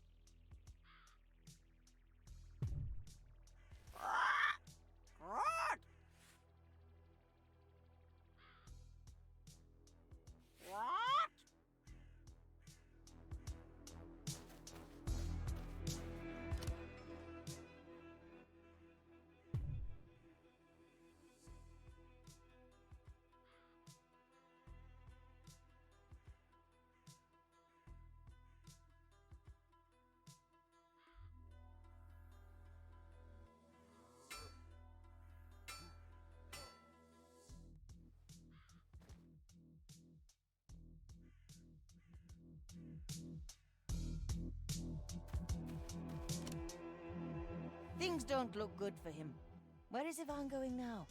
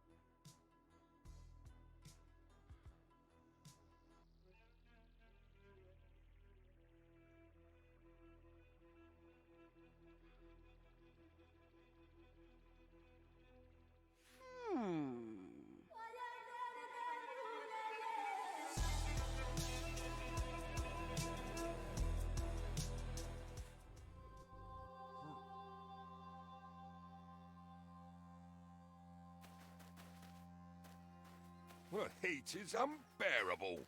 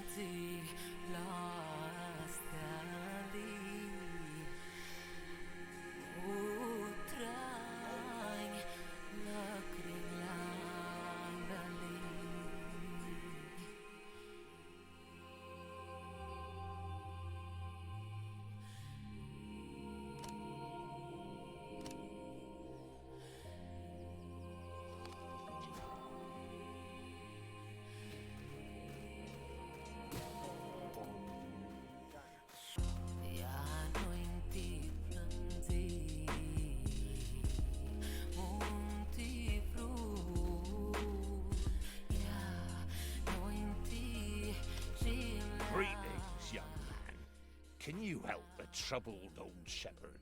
Tell me of your sorrows, and I'll see what I can do. I fear for my sheep flock. They've gone grazing this morning, and I haven't the sharp eyes and mind to bring them back. My fortune of having magic sheep is cursing me in old age. Will you please help?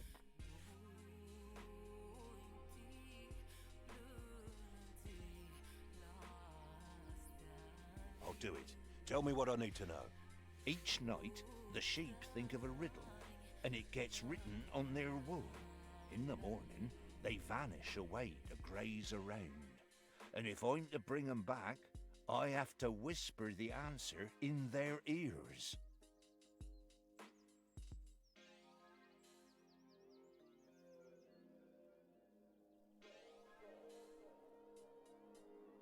Enough talk. Let's get your sheep back before nightfall.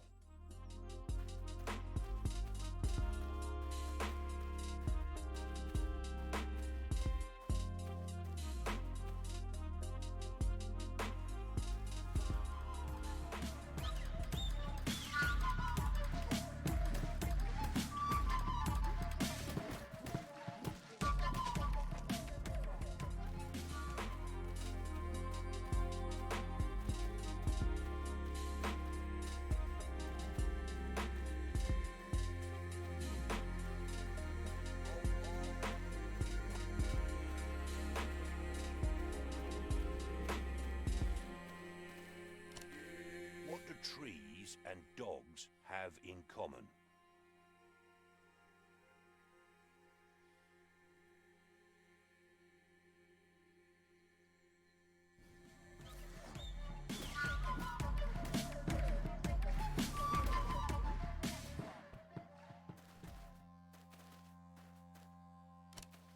What can be spread without getting thinner?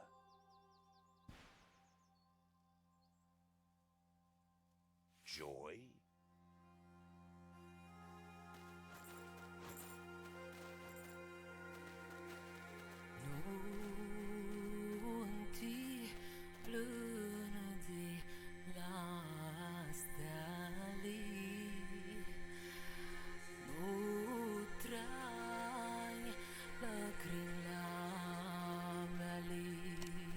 What flows but won't quench thirst? Sand?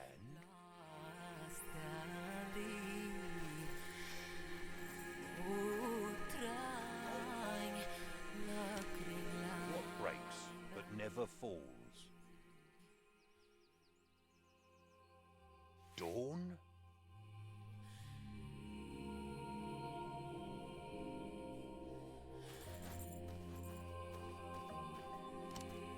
What can be loud but never heard? Silence?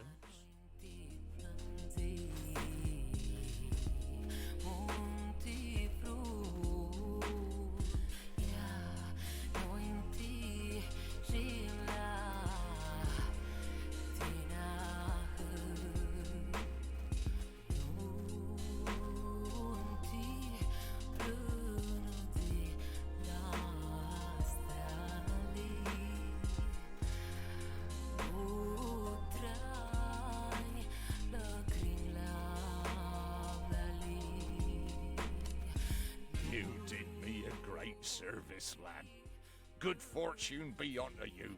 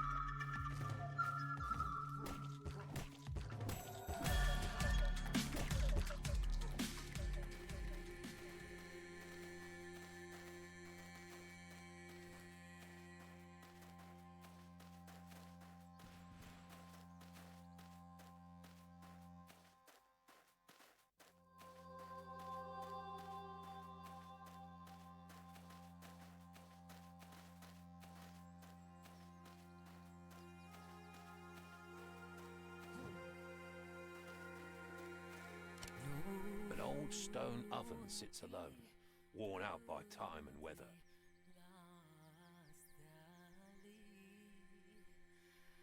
There's nothing inside the oven.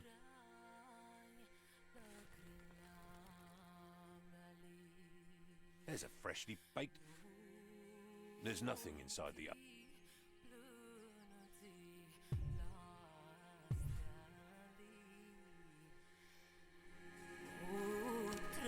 The stone oven sits here, old.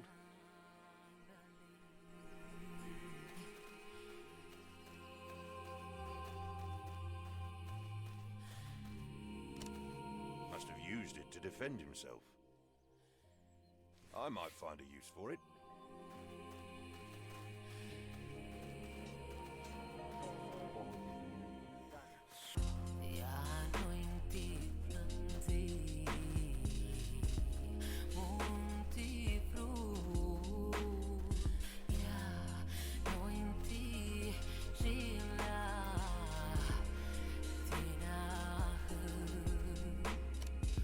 Praise be your soul. So glad our paths have crossed, dearest blacksmith.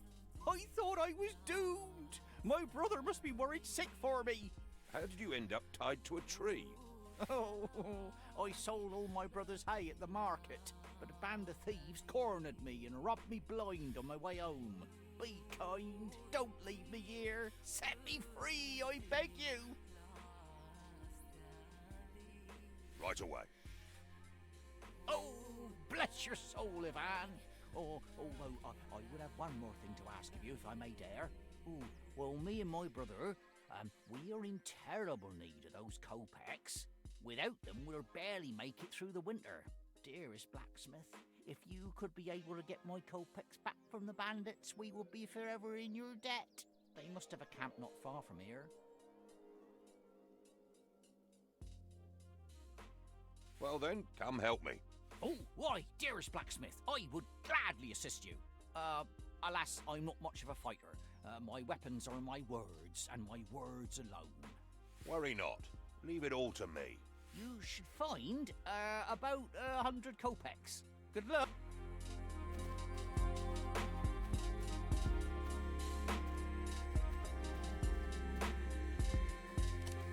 This chain could be useful. Let's see.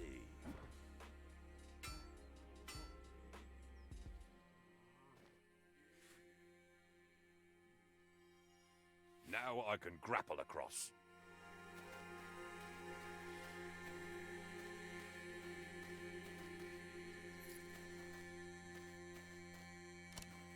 Hold it right there. What do you want?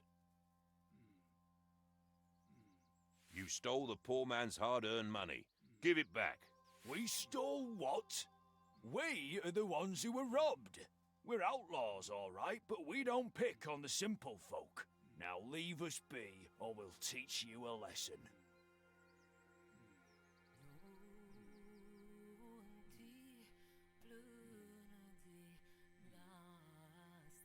A thief's a thief, no matter who he steals from. Prepare to face your punishment. Lads, get him.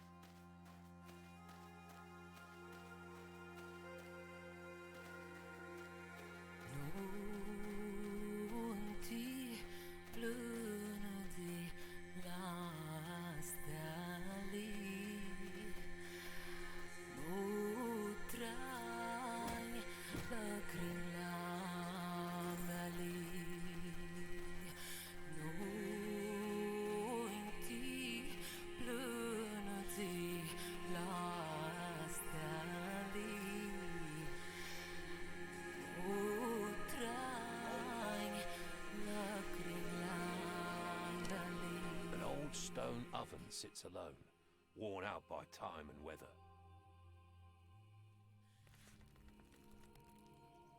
There's nothing inside the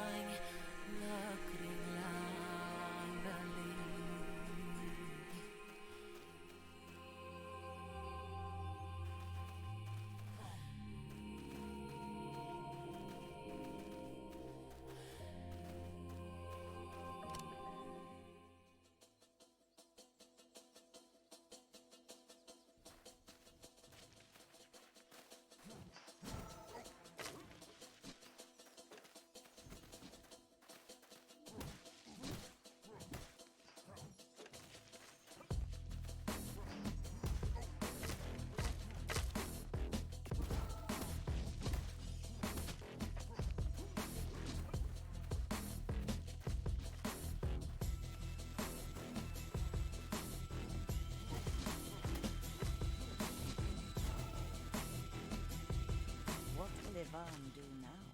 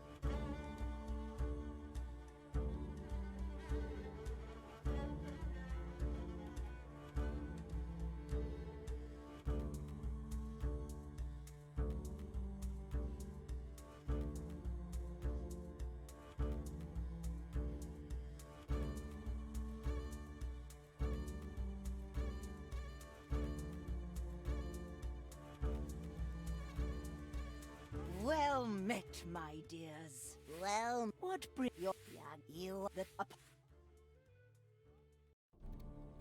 The rightful Tsar had failed my test. He was Yaga of Eva. Blacksmith?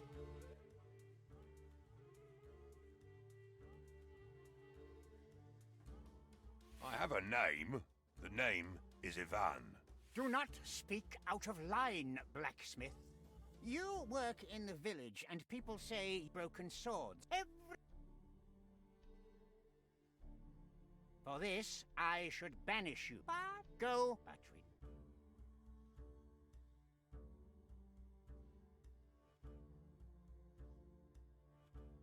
No, you cannot force me out of my village. You will do as I commanded, or I will cut off your head. Go now. Return only when you can give me strength beyond measure.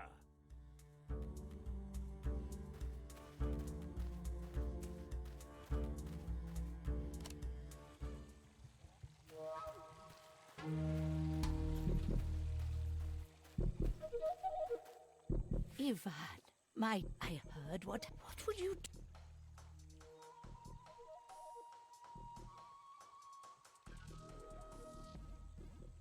I can't waste any time, though I don't know where to start. Well, if you would listen to an old woman like me, I know of a tale, a story long lost, an apple that makes you strong as an ox. I think you could take that fruit to the... Where do I find the apple? I do not know what she knows. The powerful at night in front of her house. Sometimes she will get...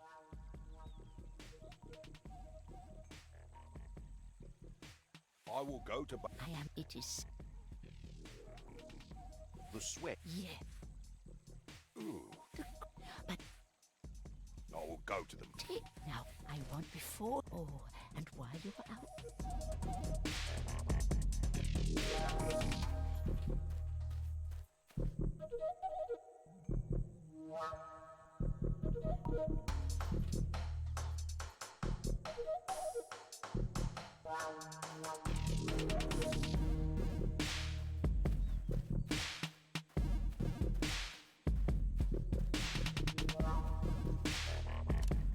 Good day, Ivan.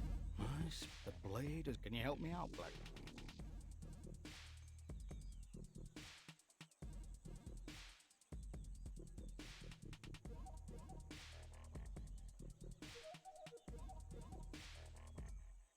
I'll make you a new one. I have some extra ore I can use, but it will cost 25 kopecks.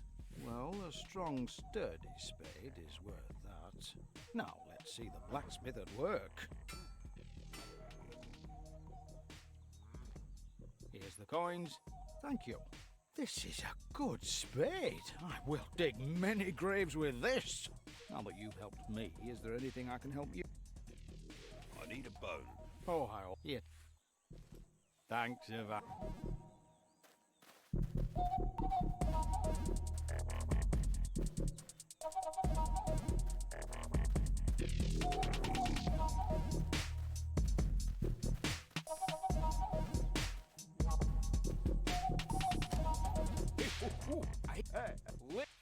What do you... Who's the...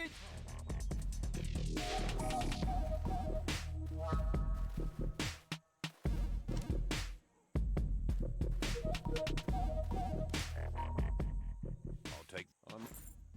Perhaps.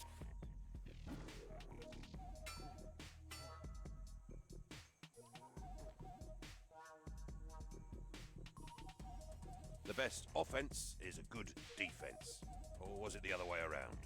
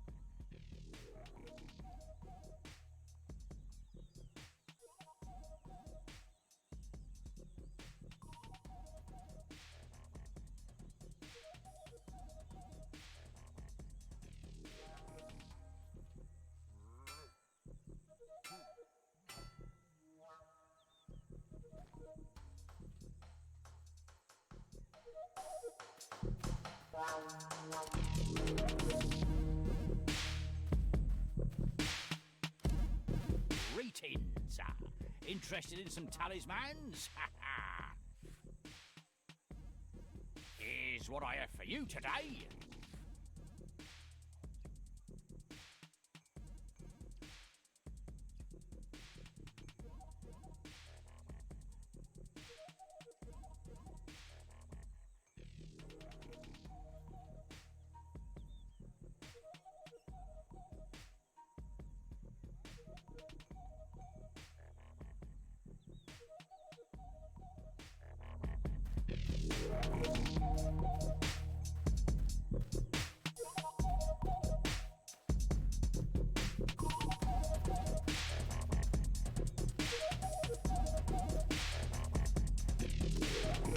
Ivan, have you seen? He was. I win. But why didn't you? What will you give? Oh, what if I? This. Oh look! Oh.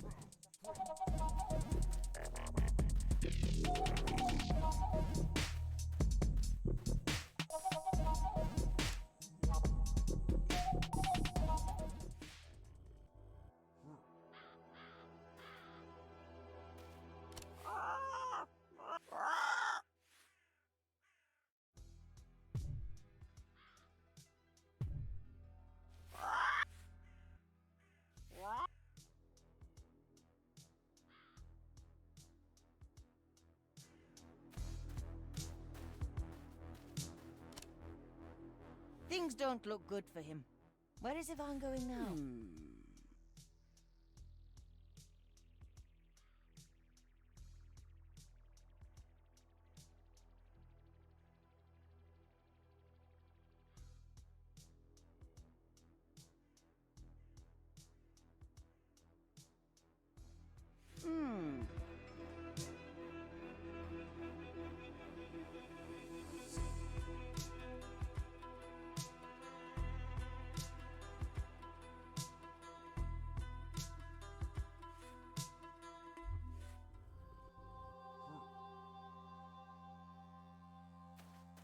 The heat is unbearable.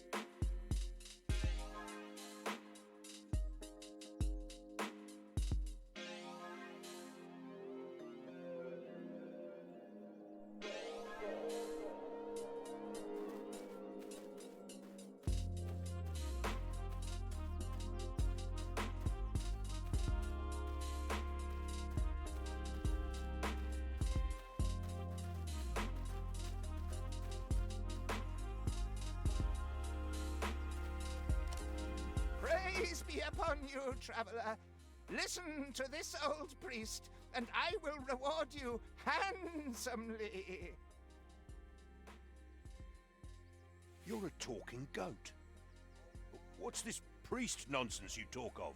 Don't let my hooves fool you. I'm as surely a priest as the sky is blue and grass is green. I was just punished a bit. Who punished you? Why, God himself. You see, I was blinded by the devil who fogged my eyes with greed. In a moment of weakness, I took to impersonating a goat devil to earn myself a fortune.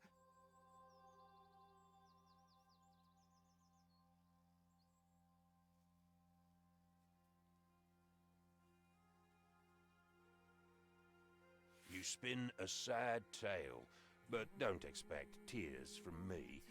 Unless maybe I can get something out of this. I'll be your most faithful companion. I'll carry things for you. I'll ram your enemies in combat. I'll use my priestly blessings to heal you. Anything! Just get me out of this pen somehow. I beg of you.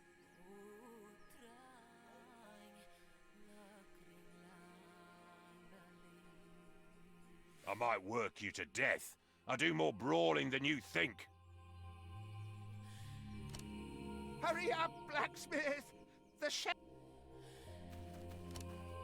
Fancy some cheese, traveller?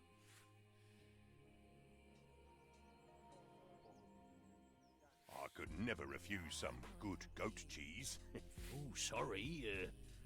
I seem to have just run out. I could never refuse some good goat cheese. Oh, sorry. I'd rather we talk about your goats. What of them? One of them can talk. Can you not hear it? I want you to leave it in my care. What do you mean? All of my goats can talk. I see. The black one. What do you want for it? Oh, you must be mad. The black one's useless. She barely gives any milk at all. Still, I'll not part with it for just any amount of kopecks. However, if you prefer a job instead, get rid of the Roman bandits nearby, and I'll give you the goat.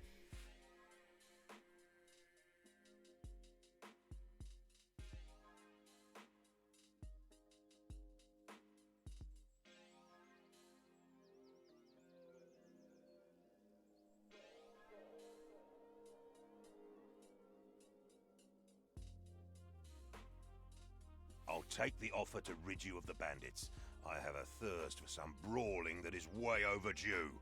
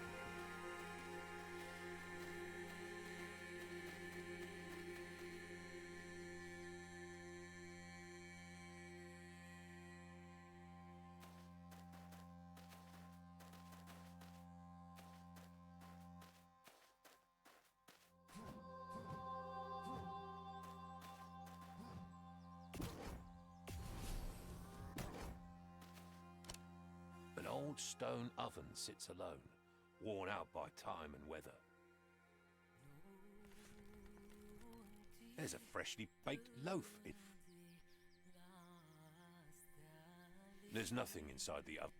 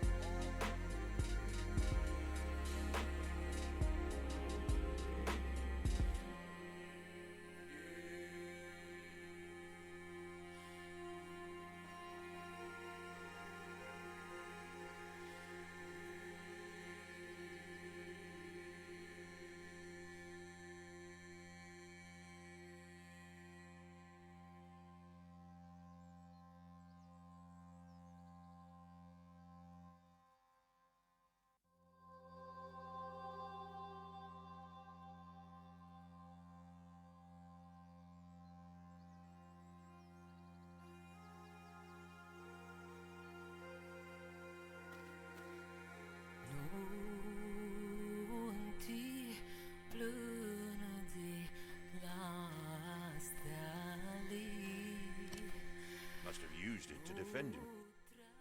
I might find it. Raise me your soul. Oh, but be kind. Right away. Oh, bless your soul. Without dear, they must. Worry not. Good luck.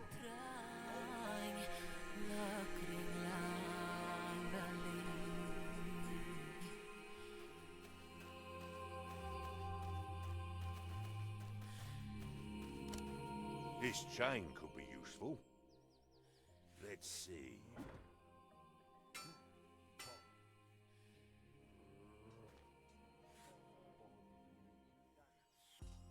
Now I can grapple across.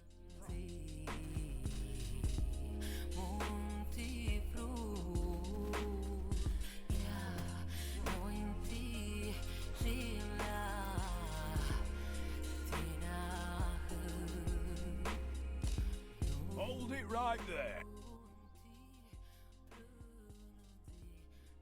Why, your riches, of course.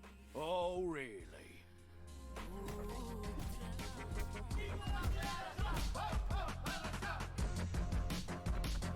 What will Ivan do now?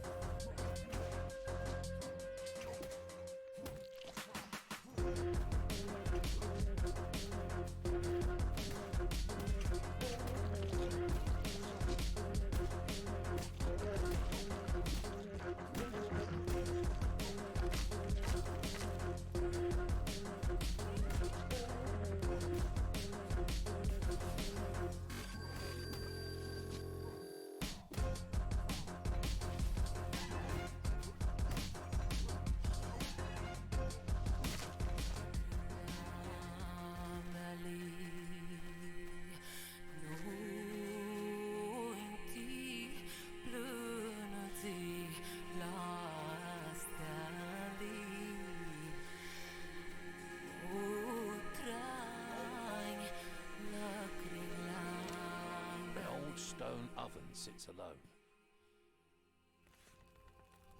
There's nothing inside the oven now.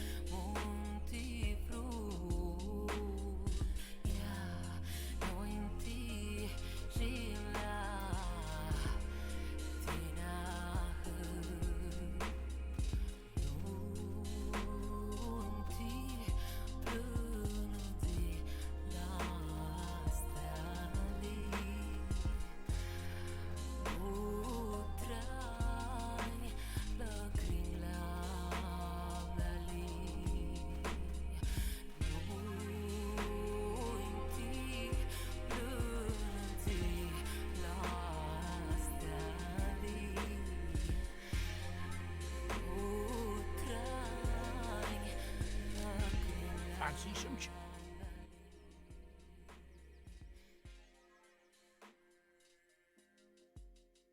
Where do I find the bandits? They're roaming around the area. Walk around and you're bound to find them.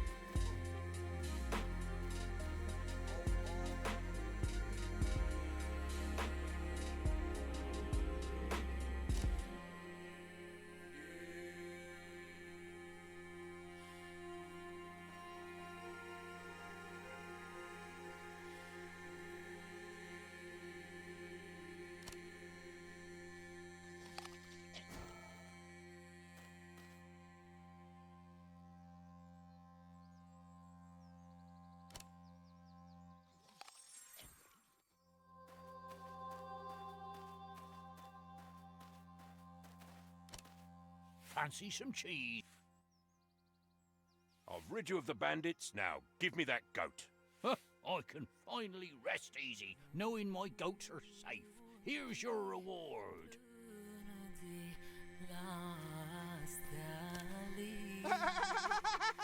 My instincts were right. You are as foolish as you look. Good luck catching me.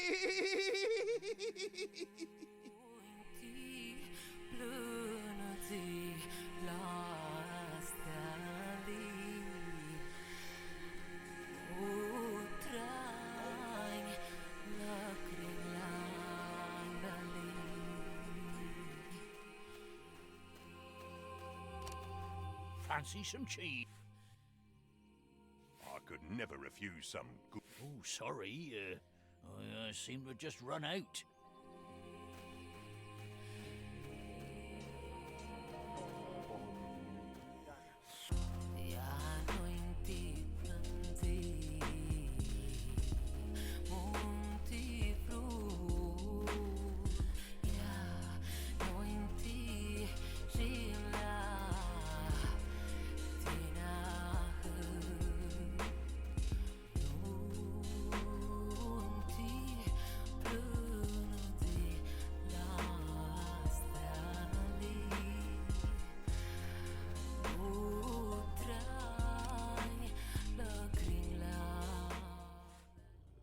Ivan made lots of choices in his quest. What will he learn after he's had some rest?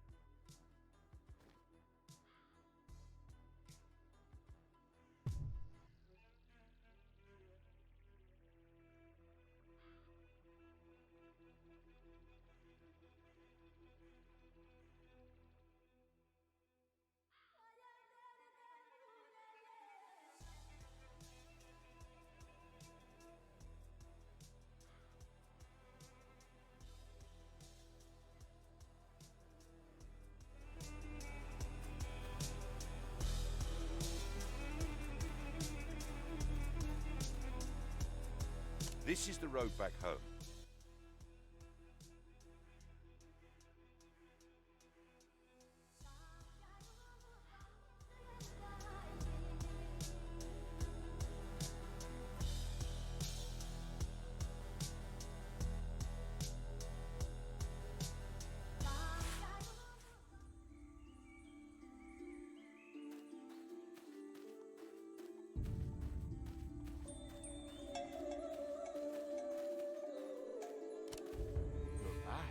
What of my brother? Your brother was robbed by bandits, but he's safe now. Oh, dear me. What about the Kopecks? Here they are. Thank you, Ivan. I will not forget this. And here is my sweat rag. Be careful, it is wet.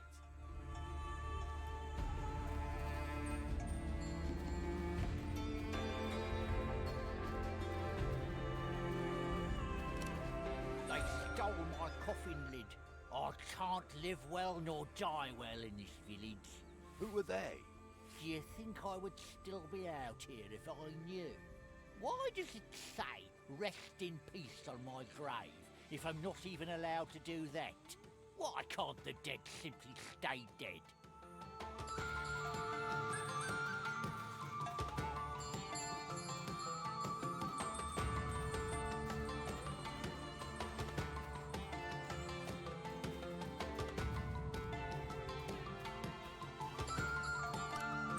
Glass coffins.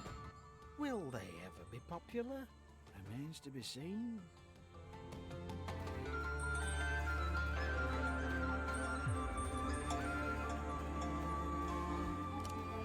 Life is hard. But the cows are happy.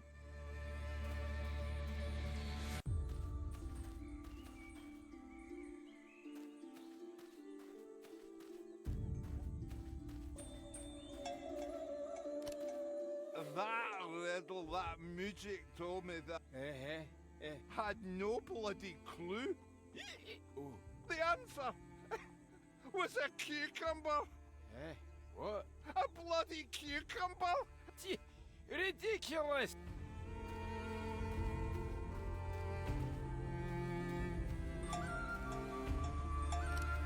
Do you have the gifts ready for Baba Yaga? Did you get a wormy bone and a cloth with a poor man's sweat? I got both of them. I am ready to go to Baba Yaga now. Wish me well, Grandma. Then go to the forest to find Baba Yaga. She will help you, but try to be calm around her. You know how quick you are to anger. Travel well, my boy. Oh, and while you're out there, see if you can find yourself a wife.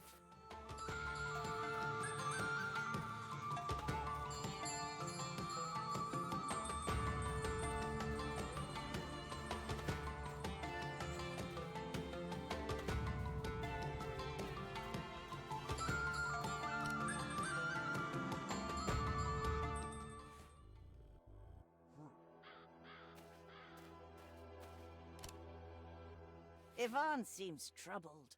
Where's he going now?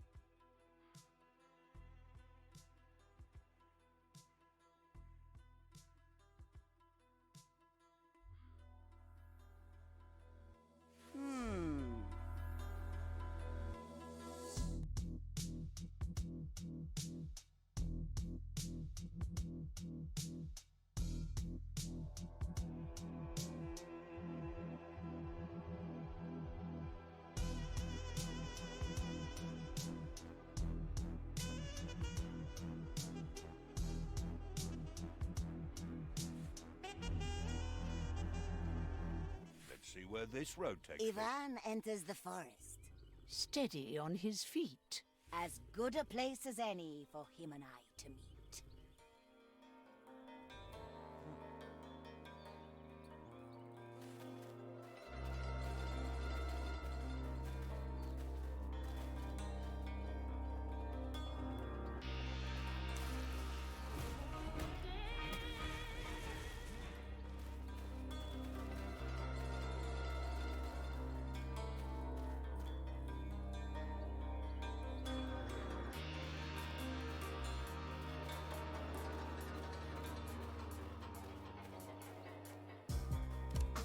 A stone oven sits here.